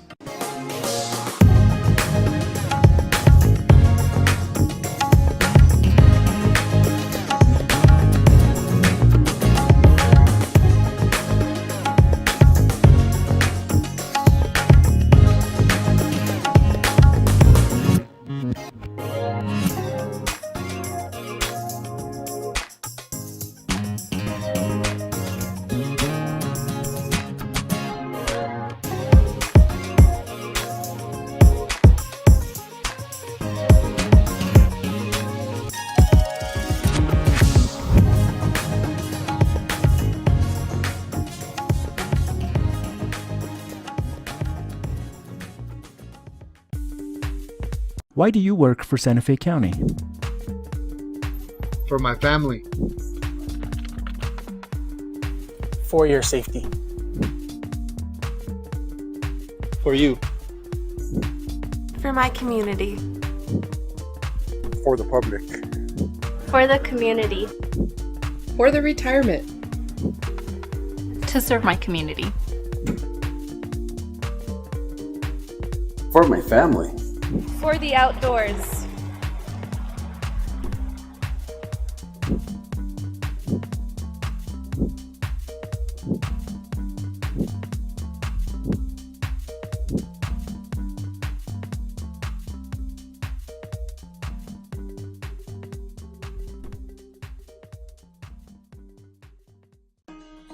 David Crispin with the United States Marine Corps.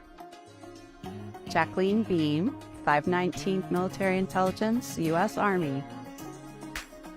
Matthew Hernandez, United States Navy. Keith Claxton, United States Navy. Paul Portillo, United States Navy. Robert Griego, U.S. Navy, Operations Specialist.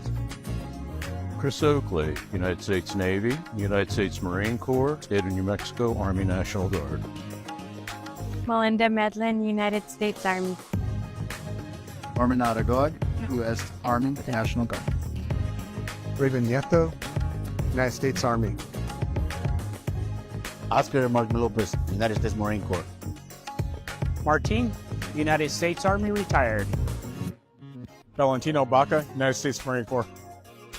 Jeff Folgate, United States Air Force. Kenneth Quintana, United States Army, and as well as New Mexico National Guard. Combined service, 24 years.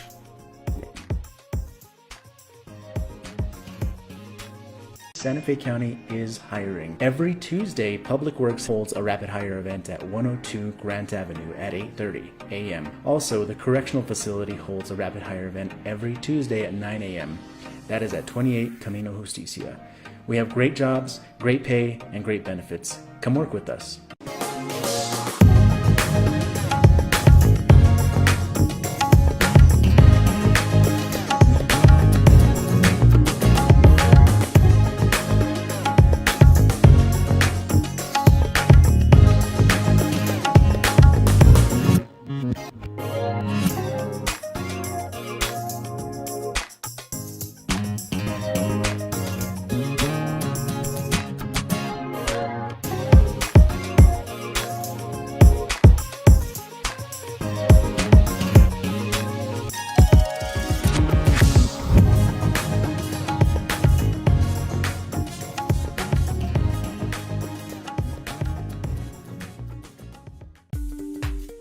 Why do you work for Santa Fe County?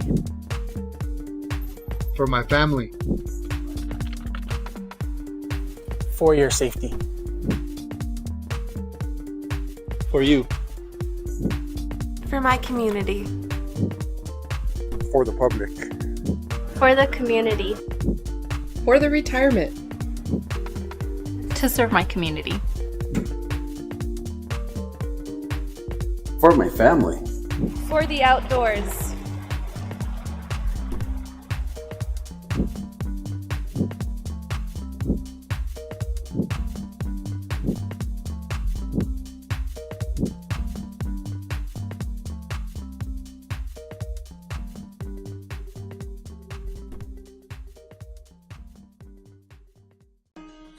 David Crispin with the United States Marine Corps.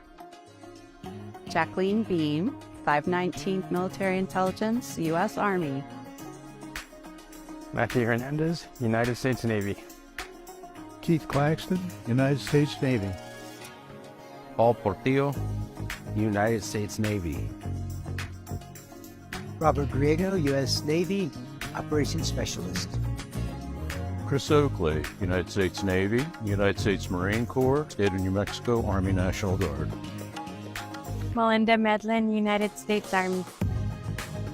Norman Aragod, U.S. Army National Guard.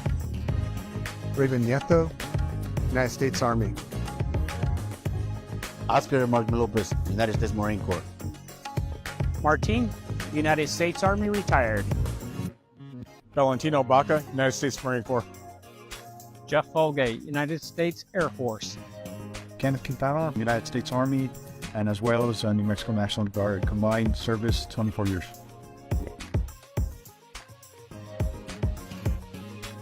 Santa Fe County is hiring. Every Tuesday, Public Works holds a rapid hire event at 102 Grant Avenue at 8:30 a.m. Also, the Correctional Facility holds a rapid hire event every Tuesday at 9 a.m. That is at 28 Camino Justicia. We have great jobs, great pay, and great benefits. Come work with us.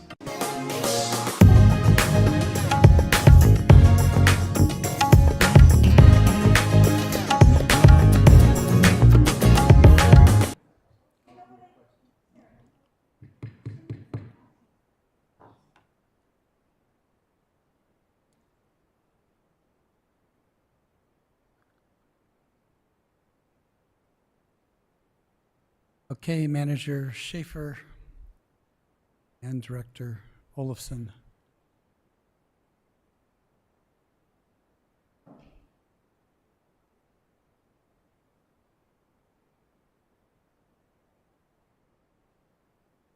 Thank you, Mr. Chair. Go ahead, Paul. Good afternoon, Mr. Chair, Commissioners. Thank you for having us here today. We have a pretty brisk presentation and then anticipate some discussion afterwards. I want to start off with thanking the team that's here with us, our management team, and that's Denise Benavides, Jordan Barella, Ken Quintana, who's our operations manager, Lisa Katanek with tourism and marketing, Jennifer Labar Tapia for the film office, Juan Torres in economic development, and Jacqueline Beam with sustainability. So they've worked really hard to help put this together and give us some guidance for the next year coming forward and put dollar signs on it as well.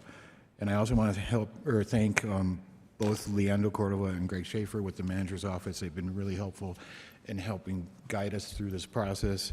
And then, of course, Yvonne and all of the finance team for, telling us we can't have any money every time we ask. So with that, I will start with just a very high-level overview for our budget. Some of the reductions, increases, we have two reductions. One is for the ProTech program.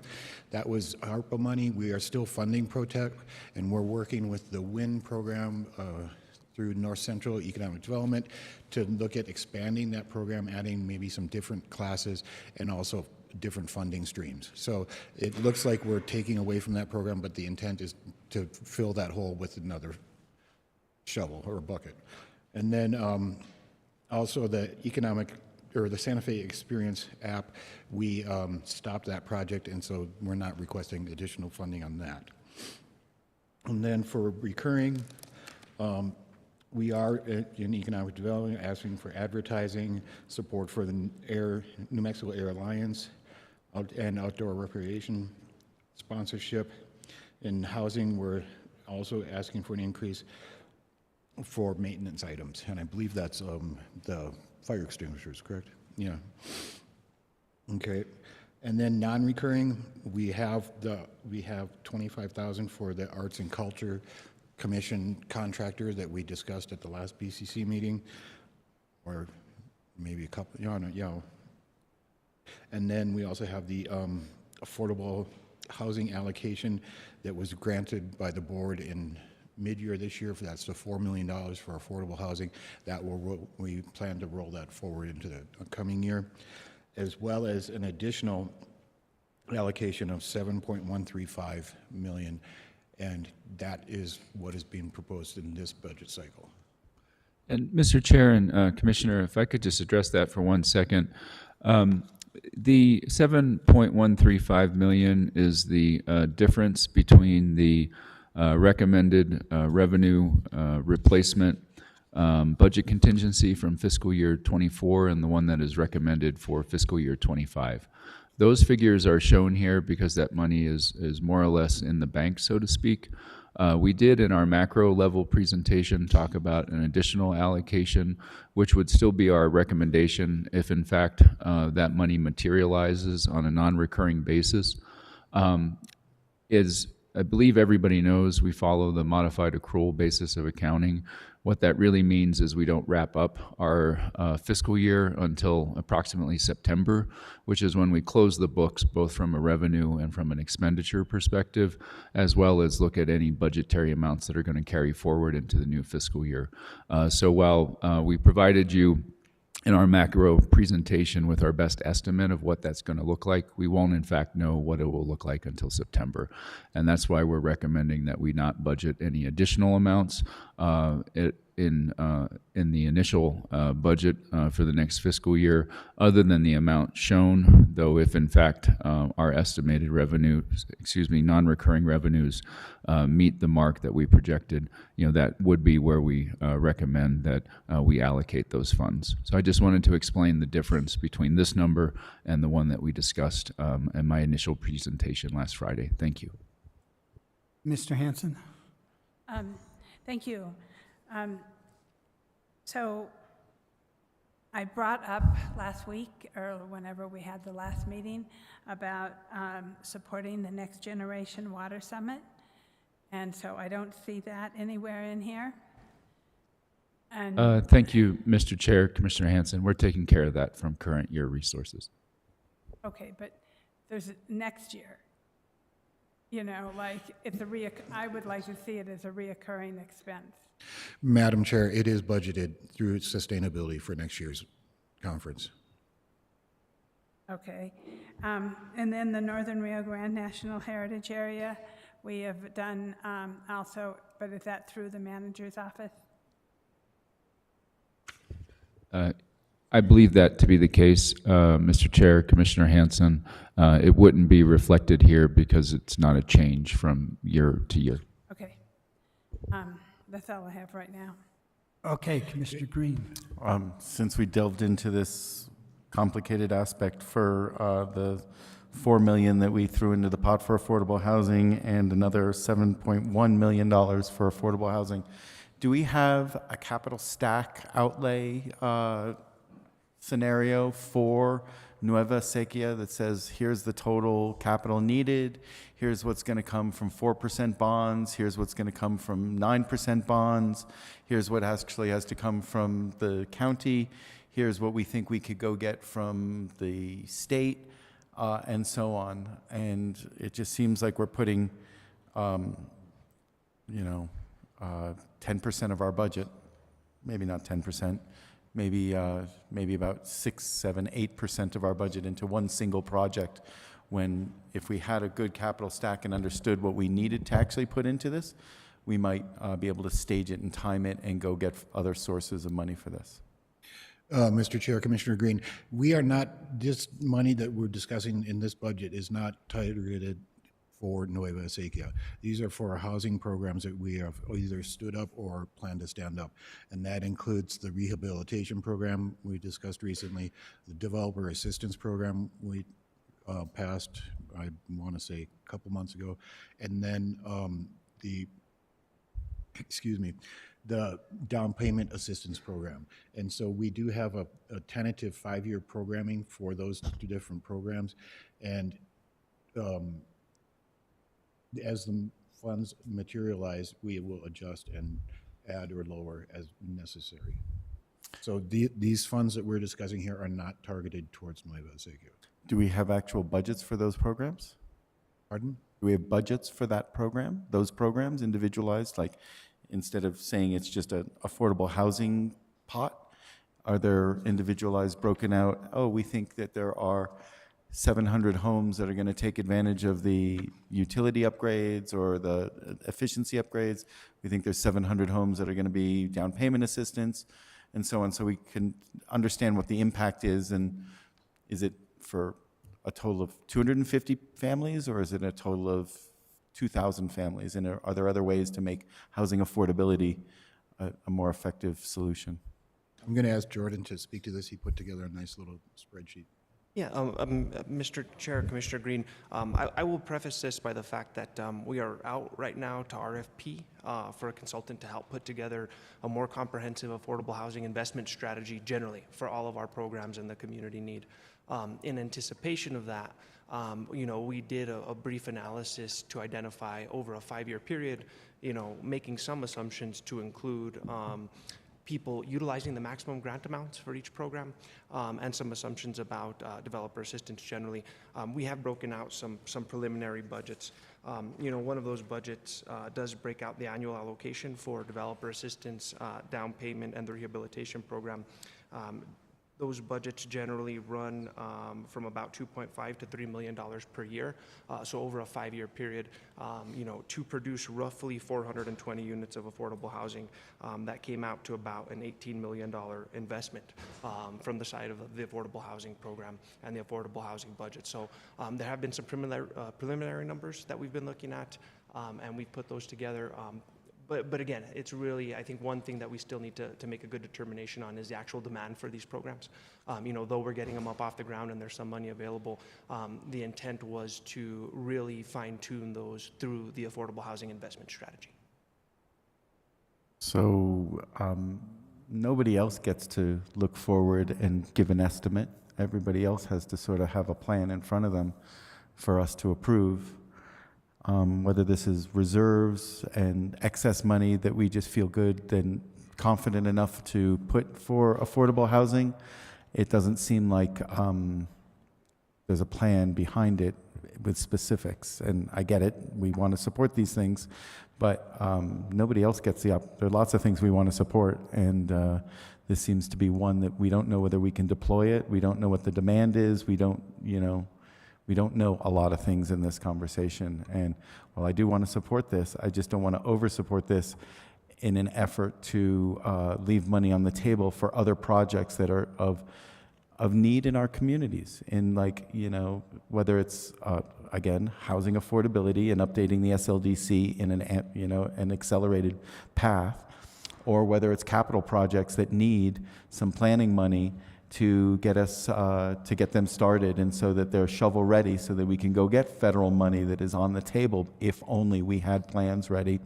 Or, for example, we have a request from the city of Espanola to support a park that is in Santa Fe County but is in the city of Espanola, and they ask me, hey, is there a way to support this parks project up there that might support a neighborhood up in Espanola but in Santa Fe County? And so we have hard demands that actually have money, numbers supplied to them.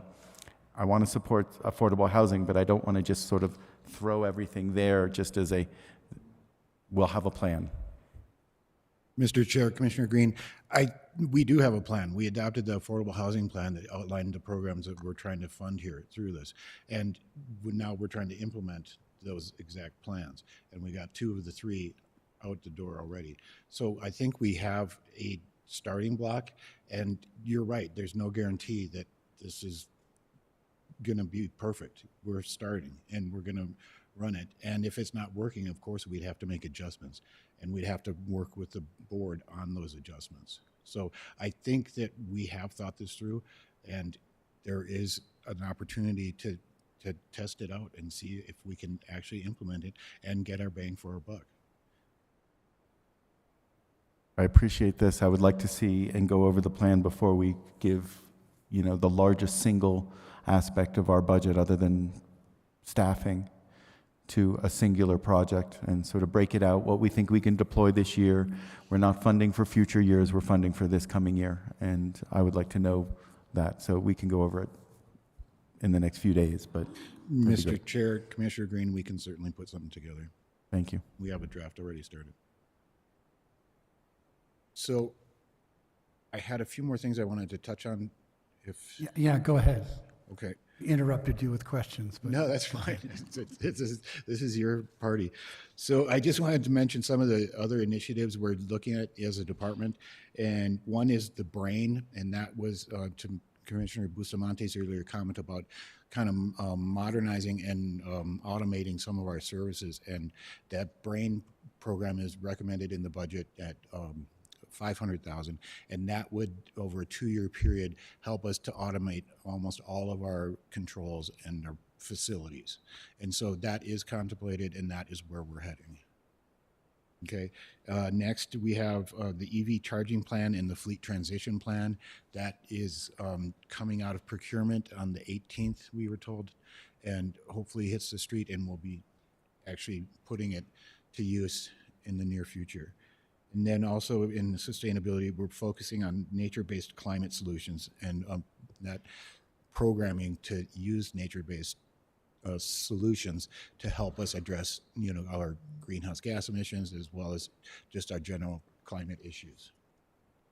And I would like to ask Jacqueline to come and speak about the BRAIN just a little bit right now, if that would be acceptable.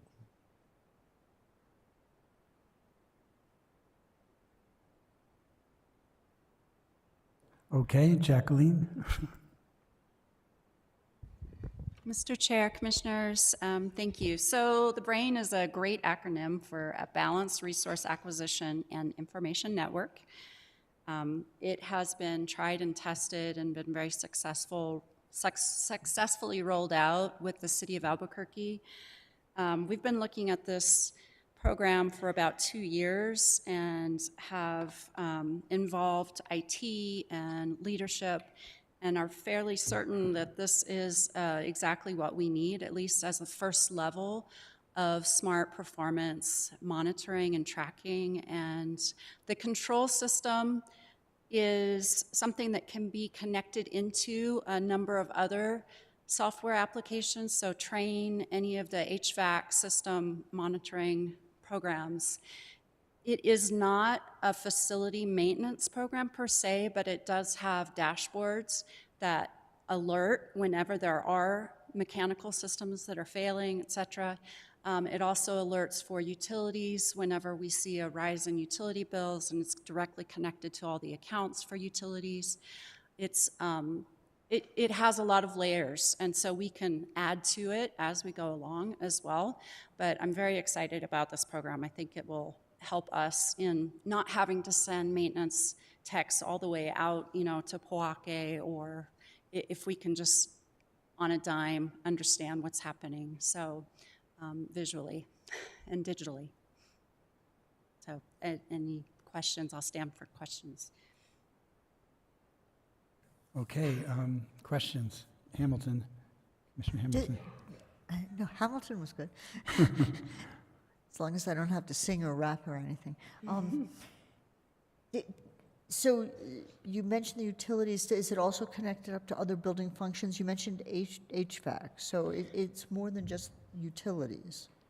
Correct. Mr. Chair, Commissioner Hamilton, so it connects into any source of functioning or performance. So LED lights, sensors, thermostats, HVAC systems, you're monitoring all of that, as well as our solar arrays. A big problem that we've had is a lot of our arrays were installed many years ago, and so we no longer are under warranty and have no way of really monitoring whether they're working correctly, and so this will help resolve that issue as well. So we have to be hooked up to those things. Correct. And then that sounds like the biggest effort then. And that's part of rolling it out. It'll fab. take us a good year and a half to add all of our buildings. We're looking at 115 facilities. Excellent. Thank you. Thank you for looking into this. This sounds very interesting, useful. Mr. Green. Thank you, Mr. Chair. Not necessarily related to sustainability, but actually slightly related to sustainability is If we're going to have smarter buildings, they all need broadband. And so this sort of goes to a question about broadband. Where does broadband planning and capital development and not only the planning for our community, which our constituents want, but also for our buildings to say, look, this is a capital project to implement sustainability's BRAIN project. Brains. That's kind of spooky. So, Mr. Chair, Commissioner Green, I was going to hit on broadband in a couple more bullets, but the plan, the strategic broadband plan was released, and they had a proposal meeting, I think just yesterday. So that is on the way.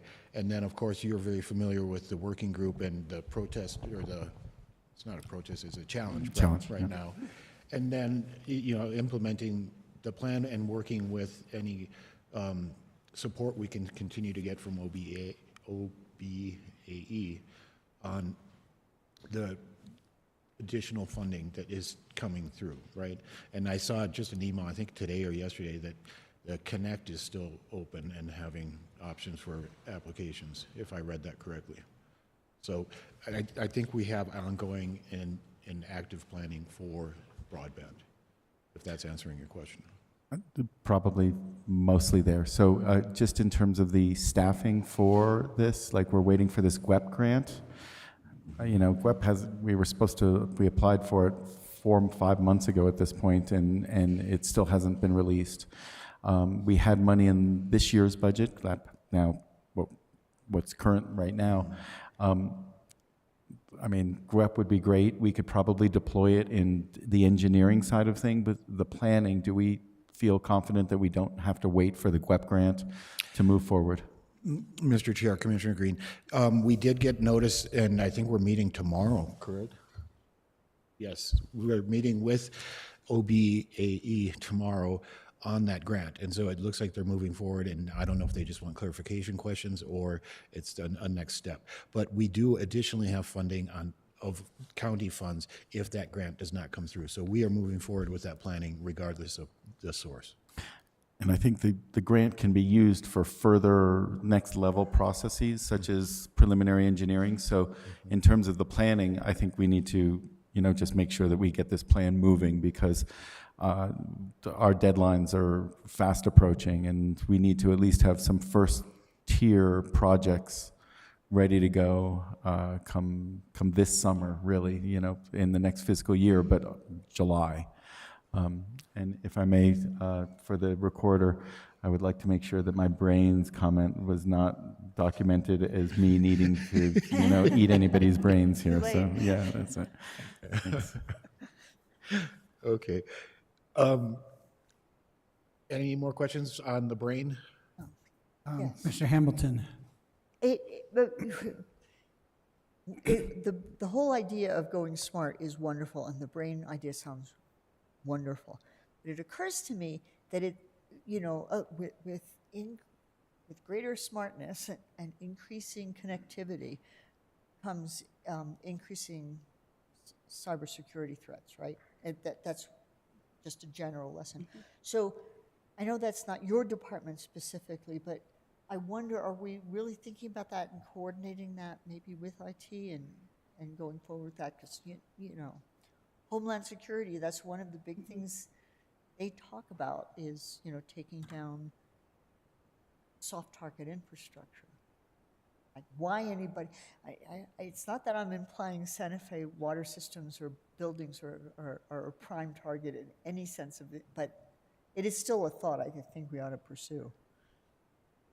Mr. Chair and Commissioner Hamilton, absolutely, it is a concern. And this is a cloud-based software system, which is one of the most secure ways to approach setting up building performance technology. We've looked into it deeply. The city of Albuquerque, like I said, has been operating this with great success for several years now, and it is also supported by the state. This particular program is supported by the state, and the city of Las Cruces is also working on this currently. So I think we'll always have to be vigilant and maintain our security around these areas, but I'm hoping that we can continue to progress into this century, in this decade, and try to use our own outside consultants for security if we see any issues or concerns. That's a thought. I just, partly for general awareness and for the record, great points that, you certainly looked into how Albuquerque and others handle this, but that we think about funding the extra security for it and thinking about bringing us all the way into this century. Right. Thanks. Commissioner Bustamante. Thank you, Chair Hughes, and to your point, and I will not speak as clearly as others who I've worked with on this, but what is really amazing about this capability, what is happening is, and people have heard me say the word microgrid before, but as we island our capabilities and as we're moving forward with these technologies, our ability to island the resource, so if there is a vulnerability, it can be cut off from the macro system to allow for greater protectiveness. It's pretty nice to, it would be even such that if you know you have a vulnerability at home and there's something out there, you can keep somehow working with a system if you have redundant systems behind them, so that the effects at that specific location wouldn't be generalized to a greater area. So it's a dynamic and interesting, and I think I sort of sounded like I knew what I was talking about, but those were questions that were asked when we were getting into this with Santa Fe Community College, and it's exciting, yeah. And we don't have to generate de novo the ways to do the security. We just have to make sure we budget for it so they can do it. Yeah. Okay. Oh, Commissioner Hanson, go ahead. Thank you, Mr. Chair. So I just had a question, since I haven't heard about this for quite some time. I wonder if how Jen Film is doing, and I know she has wanted an assistant, and even though the film industry has kind of been up and down, I wonder what's happening with that. So, Mr. Chair, Commissioner Hanson, that's coming up next as well, or in one of the future bullets. But yes, we are trying to get that second person hired for the office. Okay, I did have a question about sustainability before we move on then. Sorry, Jackie. But I was wondering, with the brain technology coming along, how does it help us move forward improving the buildings with their energy efficiency? I remember as part of our sustainability plan, we were going to convert from gas to electric and things like that. Are we still on track with that, or are we behind? Mr. Chair, Commissioners, we are on track with all of the areas of our plan except for the Quill and solar for the Quill. And we ran into a bit of a catch with our P&M providers in that that facility capacity is not available any longer. So we are meeting with P&M to see if we can problem solve around that. As far as the facilities go and energy efficiency, water conservation, we just launched the second kickoff of the investment grade audit for 23 more facilities, and 5 of those will be looked into and analyzed for transitioning to all electric. And so we're definitely on track, and this program will help us to identify in a more informed way the decisions we need to make around our utilities and what's working, what's not.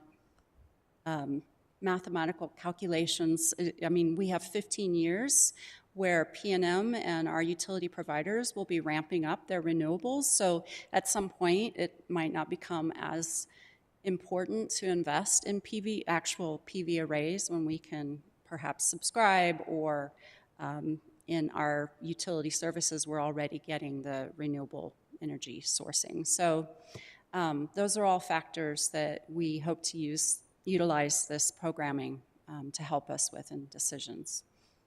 Yeah, that's quite true with PNM converting to renewables themselves, but on the other hand, gas is never going to be renewable, so I'm looking forward to us planning to convert the buildings, which I imagine is not a cheap or simple process either.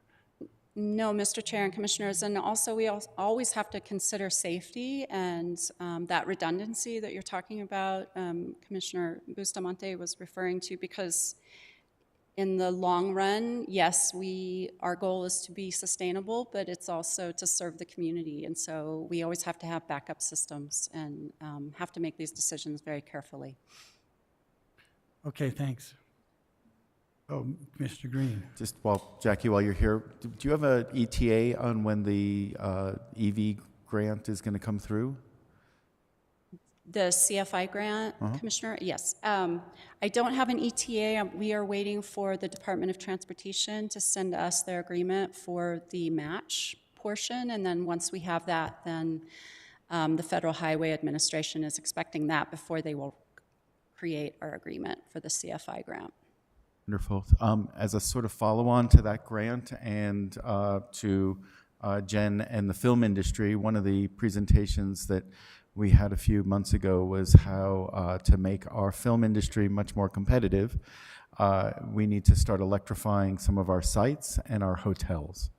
And so this sort of starts to be a program that I hope that we could look at as to how to bring not solar, but EV charging, and solar probably, but EV charging to our Western sites and all of our film stages, as well as the hotels that are pretty typically used for staffing for film crews.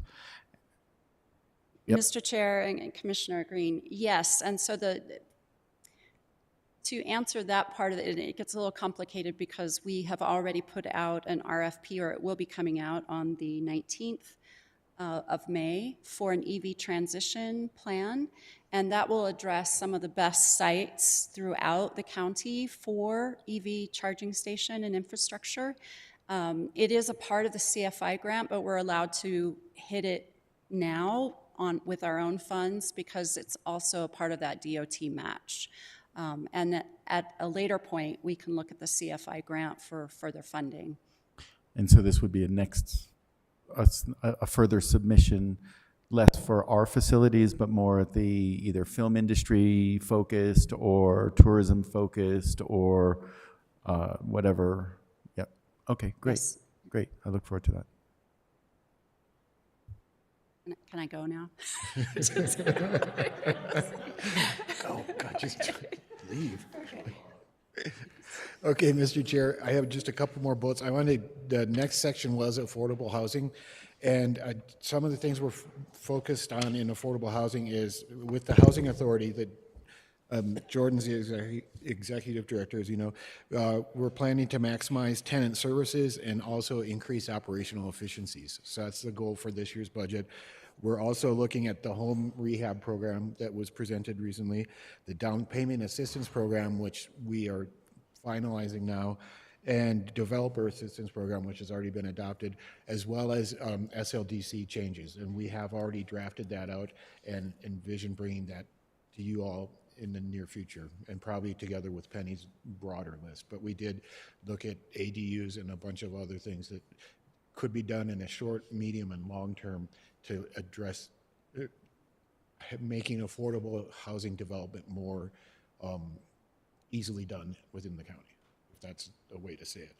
And then I also, to the earlier comment from Commissioner Green asking about the planning we have done and what we're thinking about how these funds could be addressed for affordable housing. We do have 3 scenarios that we have been drafting, and these, please remember these are in a draft format right now, but it does kind of show what the various spend downs might be and how impactful they might be in the community. And Greg's handing that out, and I wanted Jordan to kind of help walk us through it because it's a lot of information.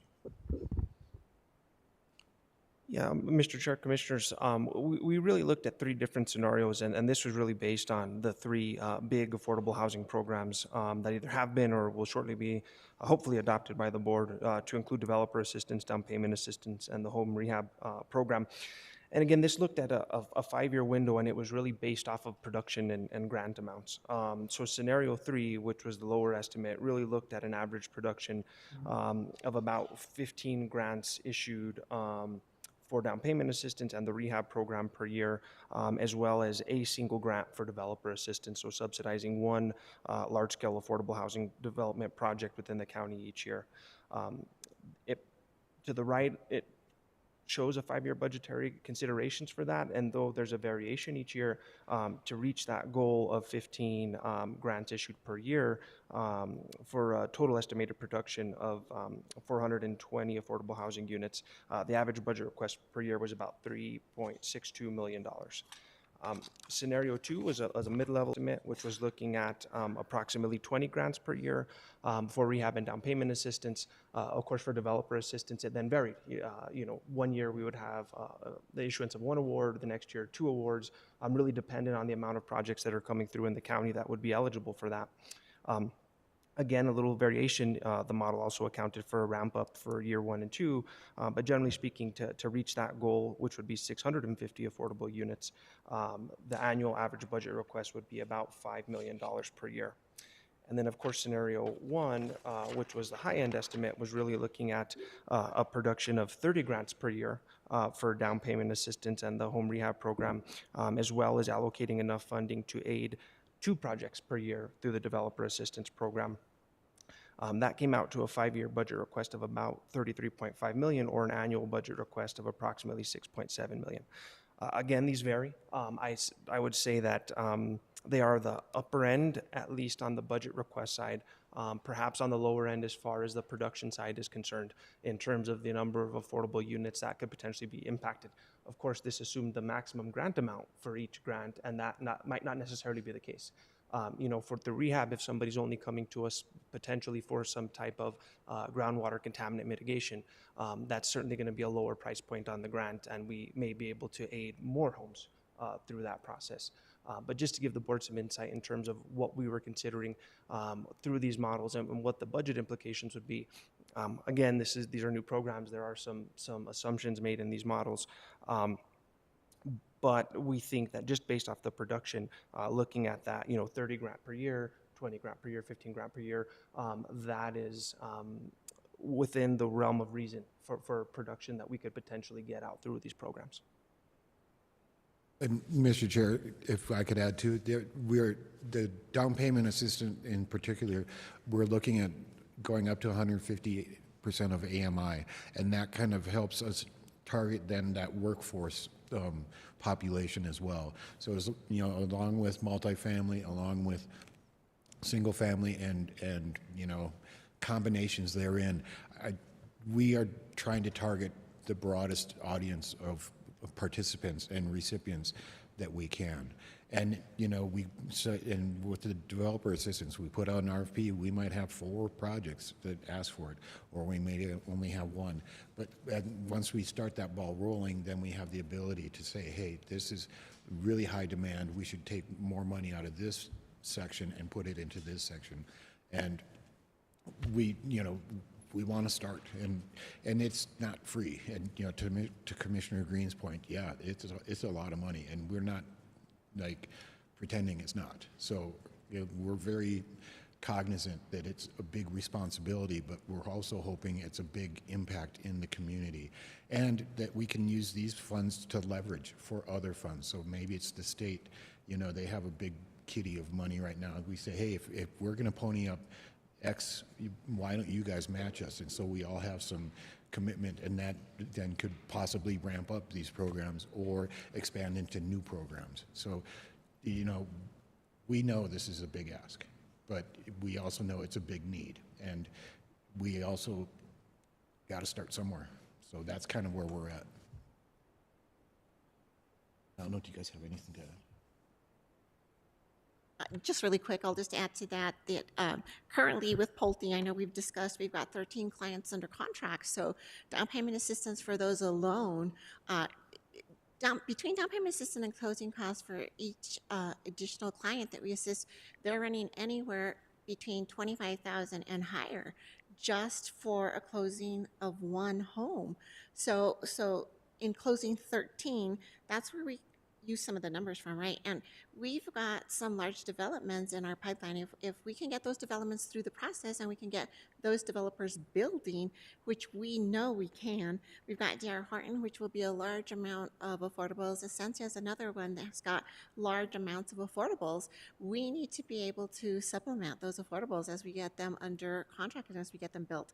So we're also working closely with growth management and the land use team as they automate their processes to get those developments moving so that we can go ahead and get those clients under contract and get them funded, because we certainly have the clients. We just need the homes to be built, right? So that's where some of this comes into play as well, that we anticipate development moving forward. And as it moves forward, we want to be prepared to be able to serve those clients. Mr. Green? Thank you, Mr. Chair. Thank you, everybody. This is great. So just keeping it focused on affordable housing for a moment.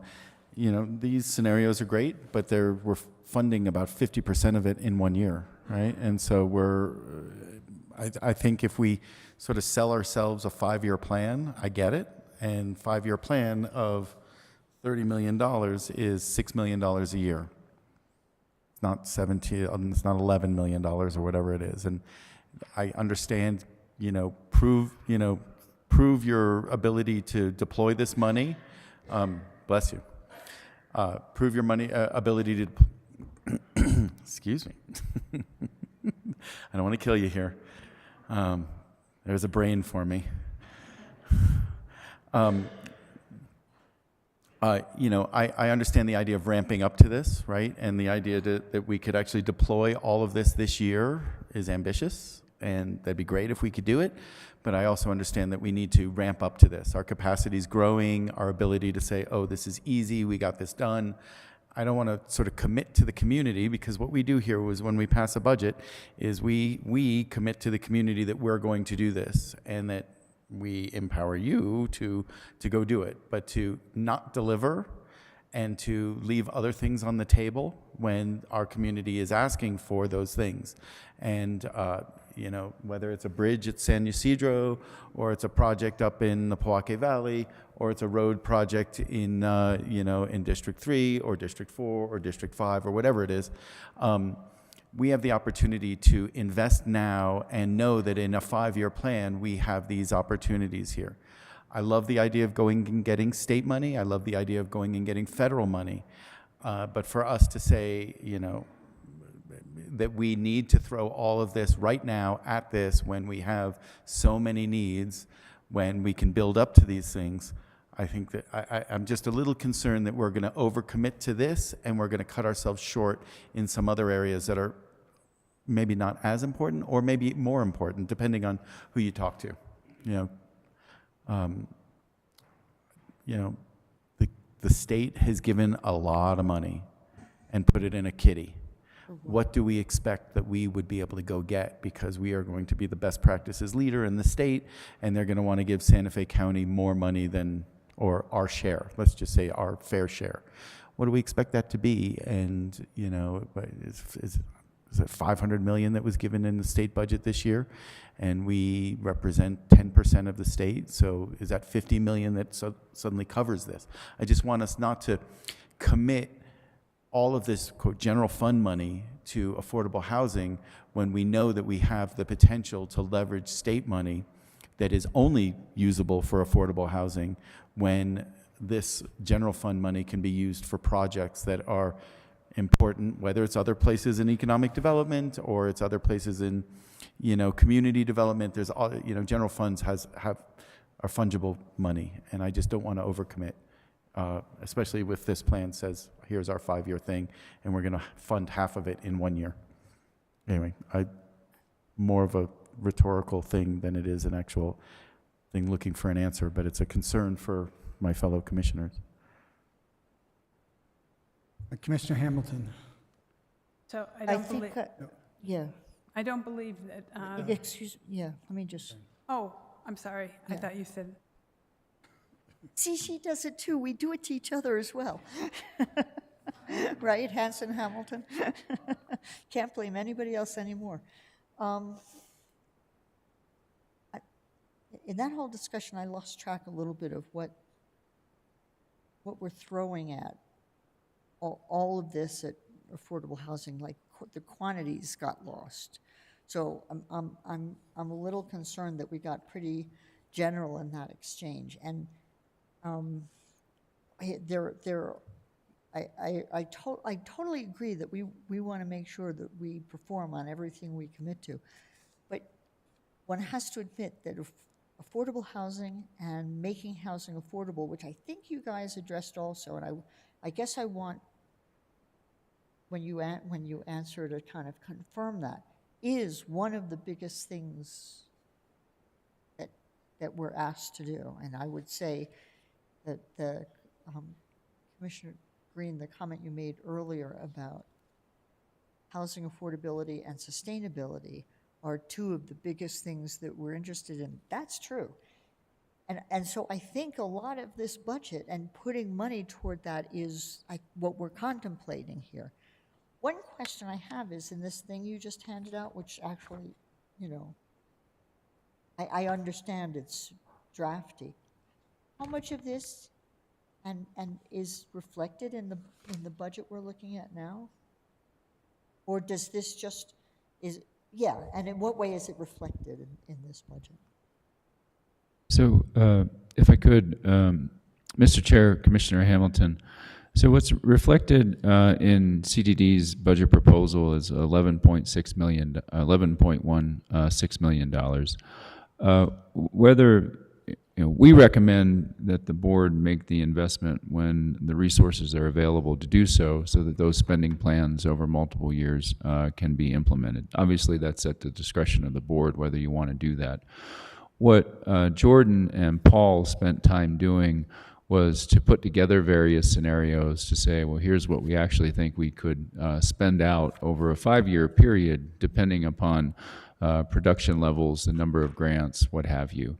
And as Paul said, if you did a request for proposals for affordable housing developments, if you put that out, you may get more projects than you proposed or that you anticipated that you would, and that could change how you allocate the money amongst programs.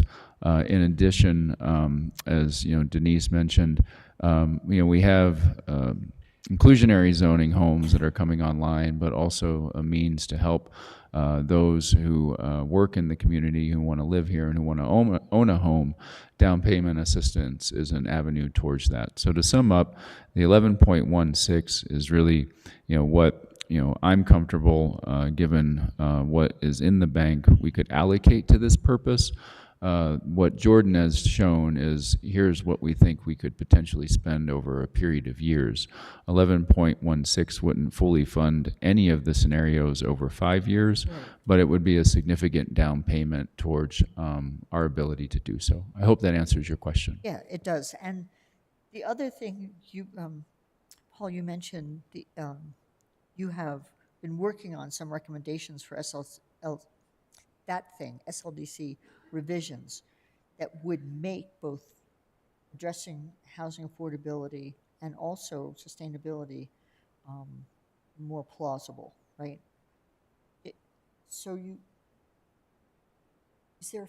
Is there consideration in this budget to continue that effort, to support that effort? Or is that all in Penny's? That would be in the growth management and the It's all in discussion you growth had management. earlier about changes to both the SGMP plan and the SLDC. So it is in here. So yeah, the funding for that is in growth management, not in community development. But we've been working jointly on it because we have the crossover of interests and needs to support each other. It's not in your budget, it's in theirs, but do you think it's adequate? Could we? I think so, yeah. I mean, it's a good chunk of change, I thought, from the presentation, I have not looked at their budget closely, but I think Penny mentioned somewhere on the scale of 400,000. That's a lot of money for code writing, especially in 1 year, you know. But I defer to Penny on that. Thank you. Commissioner Hanson. Thank you. So back to, I want to make sure that, did the legislature actually allocate 500,000? Because I thought they did. In what? No, 50 million. I thought it was 50 million. They asked for 500, but. They asked for gave 500, so, 50. and they only got 50 million. And so that's why I'm like, there's not that much there, because Senator Rodriguez had asked for 500 and she got 50. And so. What's an order of magnitude among friends? So, you know, thinking about how much money there really is at the state and how much we're going to actually use, I think what we're hearing from all of our constituents is that affordable housing is a primary concern, or housing affordability. And I think what Denise said about the cost of like 13 homes to help with down payment assistance is like 11 million. Is that, did I hear you right? No, 13 homes at 25.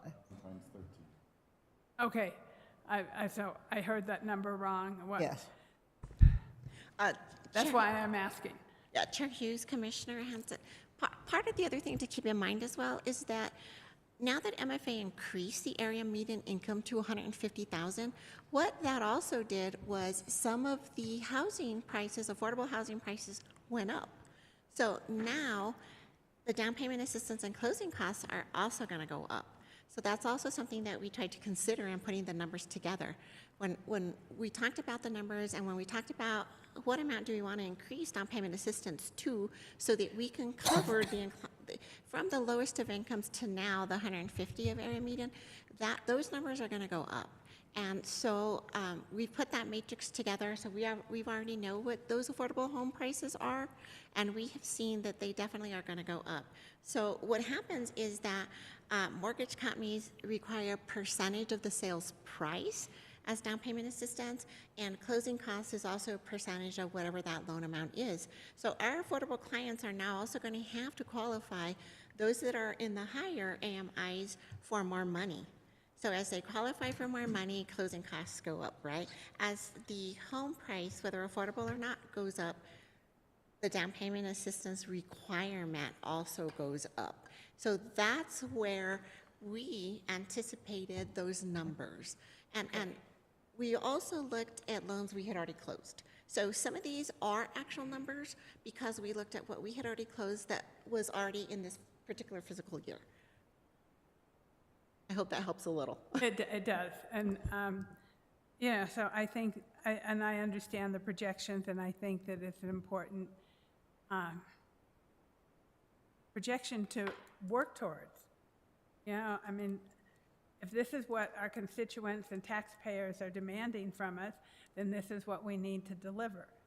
You know, so I'm thankful for this draft. I know this is just a draft, and you're still working on it, but I think it's. And in addition to that, I'll just add one more thing. I did have a large presentation with the Realtors Association today, and they're a group of 900 individuals out there, and they are anticipating the rollout of our programs and have clients ready and waiting, and just are waiting for the word for us to approve down payment assistance and provide the education to the realtors and the title companies as to how our programs are going to work. So in my view, that's also going to increase that clientele list, and we want to be prepared for that so that we don't turn individuals away, but we also got to build the homes, right? It's not just getting them under contract. We've got to have the homes out there. So Yes, thank you very much, Denise. Mr. Green. Thank you, Mr. Chair. At a previous, maybe last year's budget session and sometime in between, we discussed the concept of strategic housing. and being focused on our own workforce, whether it's sheriff's deputies or firemen or medical workers or teachers. As I mentioned before, the Santa Fe School District has money set aside for this, capital money for this. The Pewaukee school system has money set aside for this. And both of them are looking for partners in this, and it would make an ideal opportunity for us to invest in our own workforce, right? If we have at a different budget meeting that you may have not been paying attention to or in the room, the sheriff's deputy said that we're losing people because they don't live here, right? And so we need to get them committed into our community. That can be down payment assistance, that can be affordable housing at the early rental stage of this, that I like to call strategic housing, or it could be buying down mortgage rates so that these high rates right now, it's nothing better than buying somebody's mortgage rate down, because that's like golden handcuffs, right? They can't sell their house and replace it somewhere else. So it's a great effort to go say, hey, deputy so-and-so, we'll buy your mortgage down from 7% to 4%, you'll never leave, right? I wonder, is there a place in here for strategic housing? Is this somewhere in this budget that shows that we could match the school district? School district has $1.5 million. Pewaukee has $1.5 million, more or less. Is that something that we could do so that we could go help our staff? It's not free housing. We're talking about just making it affordable to rent an equivalent here, and get them committed to this community. Mr. Chair, Commissioner Green, I believe the Developer Assistance Program could exactly fill that match, or maybe not 100% match, but they would be eligible to apply as well. Both private and nonprofit entities can apply for that assistance. And so, yes, to your question, that could support either one of those projects. So if that's the case, great. Are we going to reach out to the school districts that have money set aside to sort of leverage that and say, look, we've just put money in this budget. Let's, now combine our forces and let's go find a way to solve a common problem. Mr. Chair, Commissioner, certainly. Okay. And I have one more question, but not for affordable housing, and I'll save it for later. So thank you. Okay, good. Yeah, I just wanted to say that, 4 years ago, we had a resolution asking you to develop the affordable housing plan, then we got the affordable housing plan, and now we're funding it. And I think it's a great progress toward the solution. And I don't think, even though this is a lot of money, I know that, it only goes so far because it's just so expensive. So I appreciate that we are going to, make a big effort this year. And next. Okay, Mr. Chair, Commissioners, thank you for that. And I wanted to say thank you for the support of the management team for letting us even propose those kind of numbers. It's a big gulp, but we really are committed to making it work as best we can and making adaptations or changes as we go down the road. This isn't like a tunnel vision. We realize that we're rolling out stuff that we've never done, and we got to test it and get it moving. So with that, I did have some more comments. I just briefly mentioned broadband planning already. I want to make sure we touched on marketing and tourism. That will continue in the work that that Lisa, not they, she is doing. And then the film is also continuing on, recruiting films, recruiting new locations, as well as community outreach and, trying to get local residents into the film industry and supporting that. So that's the crossover with economic development, et cetera. So, Mr. Chair. With that, I would stand for questions. Mr. Hanson, and ask your question. So on this issue, Jen has been looking to hire an assistant because we're looking for that. So I'd really like to see that be able to move forward for her. It's been a 2-year project that she's requested, and we've talked about this like every budget cycle. At least I feel like we have, maybe 3.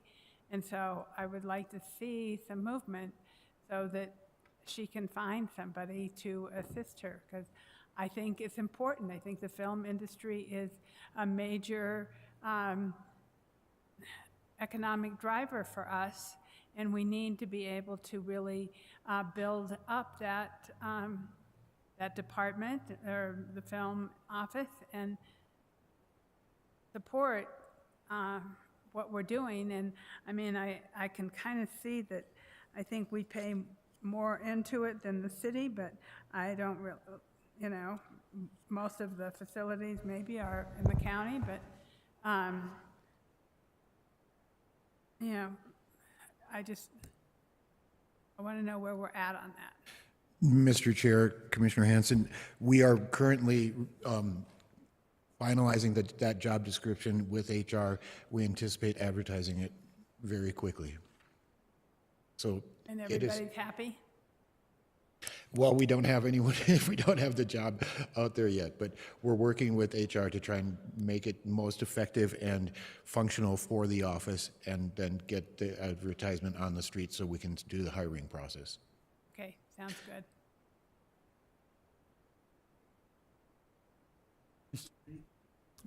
Thank you. On the film issue, I really hope that we get Jen some, I mean, she's like an economic development driver for the city and the county. Like, you know, if we want to talk about housing affordability, guess what? Jobs, right? If first lesson of developer school is look at the jobs that are in your marketplace and you know what people can afford to pay for. And, you know, sadly, we're being priced out by people that move here for second homes. We need to price ourselves into the marketplace by providing the right jobs. In my district, last week, we had a meeting up in Rio and Medio, and a number of residents up there were film workers. And it was great to see these people that were, you know, hustling and able to live up in the hills with a house. And these were film staff. So this is something that she's really a driver, and you know, she shouldn't be doing it alone, one. And you know, when we look at succession planning, right? When we look at people, there's a few of you sitting in this room that are towards the end of your careers. Thank you, right? Whether it was Penny a little while ago, Paul, I know you're sort of near there, right? There's a few of you. Jen is also. We also need to be looking at succession planning and getting somebody that is committed, that we can get on board, so that the succession planning is like laid out right now. And Jordan, you're way too young to be talking about you, but like those are the people that we need. When you have a division that is one person thick, that is a high risk situation. Irreplaceable. Somebody leaves on 30 days notice, on 2 weeks notice, whatever. The gap is so big that it will take us years to find somebody capable to pick up where we left off. And so we should be hiring somebody very qualified to pick up where they left off. Eric Witt was one of those people that recognized this in Jen, and from the beginning, right? Literally, they gave somebody didn't know film, but knew Santa Fe County, and trained up into the position, and started at probably a pay rate that was way beyond an entry-level position. We're not hiring entry-level. We're hiring somebody to be a partner for Jen. I'll leave it at that, but that's just a recommendation. Please don't disappoint, and let's expedite this. Say something if you'd like, please. Mr. Chair, thank you for those comments, and I just wanted to make sure you weren't foreshadowing anything about. No, I hope not. No. And I do want to foreshadow something even better. Let me foreshadow. County Manager Schaefer the other day mentioned the potential for Sundance. Do we have a commitment in our budget to at least say, how do we make sure that we can go get Sundance here? What do we think that scope of work for the next year, as we're not talking about the next month, we're talking about the next year. How do we knock this out of the park so nobody thinks twice about this? Mr. Chair, Commissioner Green, I know that Jen is working with both the city and the county and leadership on developing proposal, and I think that it's maybe not the best to talk too much about it in the public setting. So let's not At this talk minute. about it, just throw a number at it so that she has the capacity to do a great job. I don't need to know, I just need to know that it's addressed somewhere. I don't need to know the specifics. I just know that if this is a priority of the city and the county and the film industry for us, that we should be addressing it somewhere in the budget. Mr. Chair, Commissioner, message received. Thank you. And then may I switch to something else while I got you? There's something in there for the arts and cultural contract. Also in the strategic plan was amphitheater planning. And as we sat here a couple weeks ago, we had lots of people, and if you talk to our constituents, probably the most popular thing that we talk about out there, out in the field, is, oh, wow, we need another amphitheater, and it's true. Everybody comes to me and says, I couldn't care less about broadband. I got broadband at home. So there's 50% of Santa Fe, they couldn't care about broadband. They couldn't care about affordable housing. They care about housing affordability or whatever. But there's so many things that are niche products for us. And the one product that we can create that seems to be the one that crosses so many different levels is amphitheater planning. Everybody says we need a replacement for Paulo Soleri. Is there a place in this budget for something for the planning of that, whether it's the feasibility study or first level planning, so that we might be able to get to the legislature? And Senator Peter Wirth said that he would be thrilled to throw money at this, so we should have a plan for him to throw money at come January. So how do we get to that place and put money for the second half of this calendar year to have a feasibility study ready? Mr. Chair, Commissioner Green, I don't believe we anticipated that. I believe the city is applying for a grant that we did support that application to do that planning. I understand, but a grant is a high-risk thing, and that grant would probably go towards further definitions of what this scope of work would be.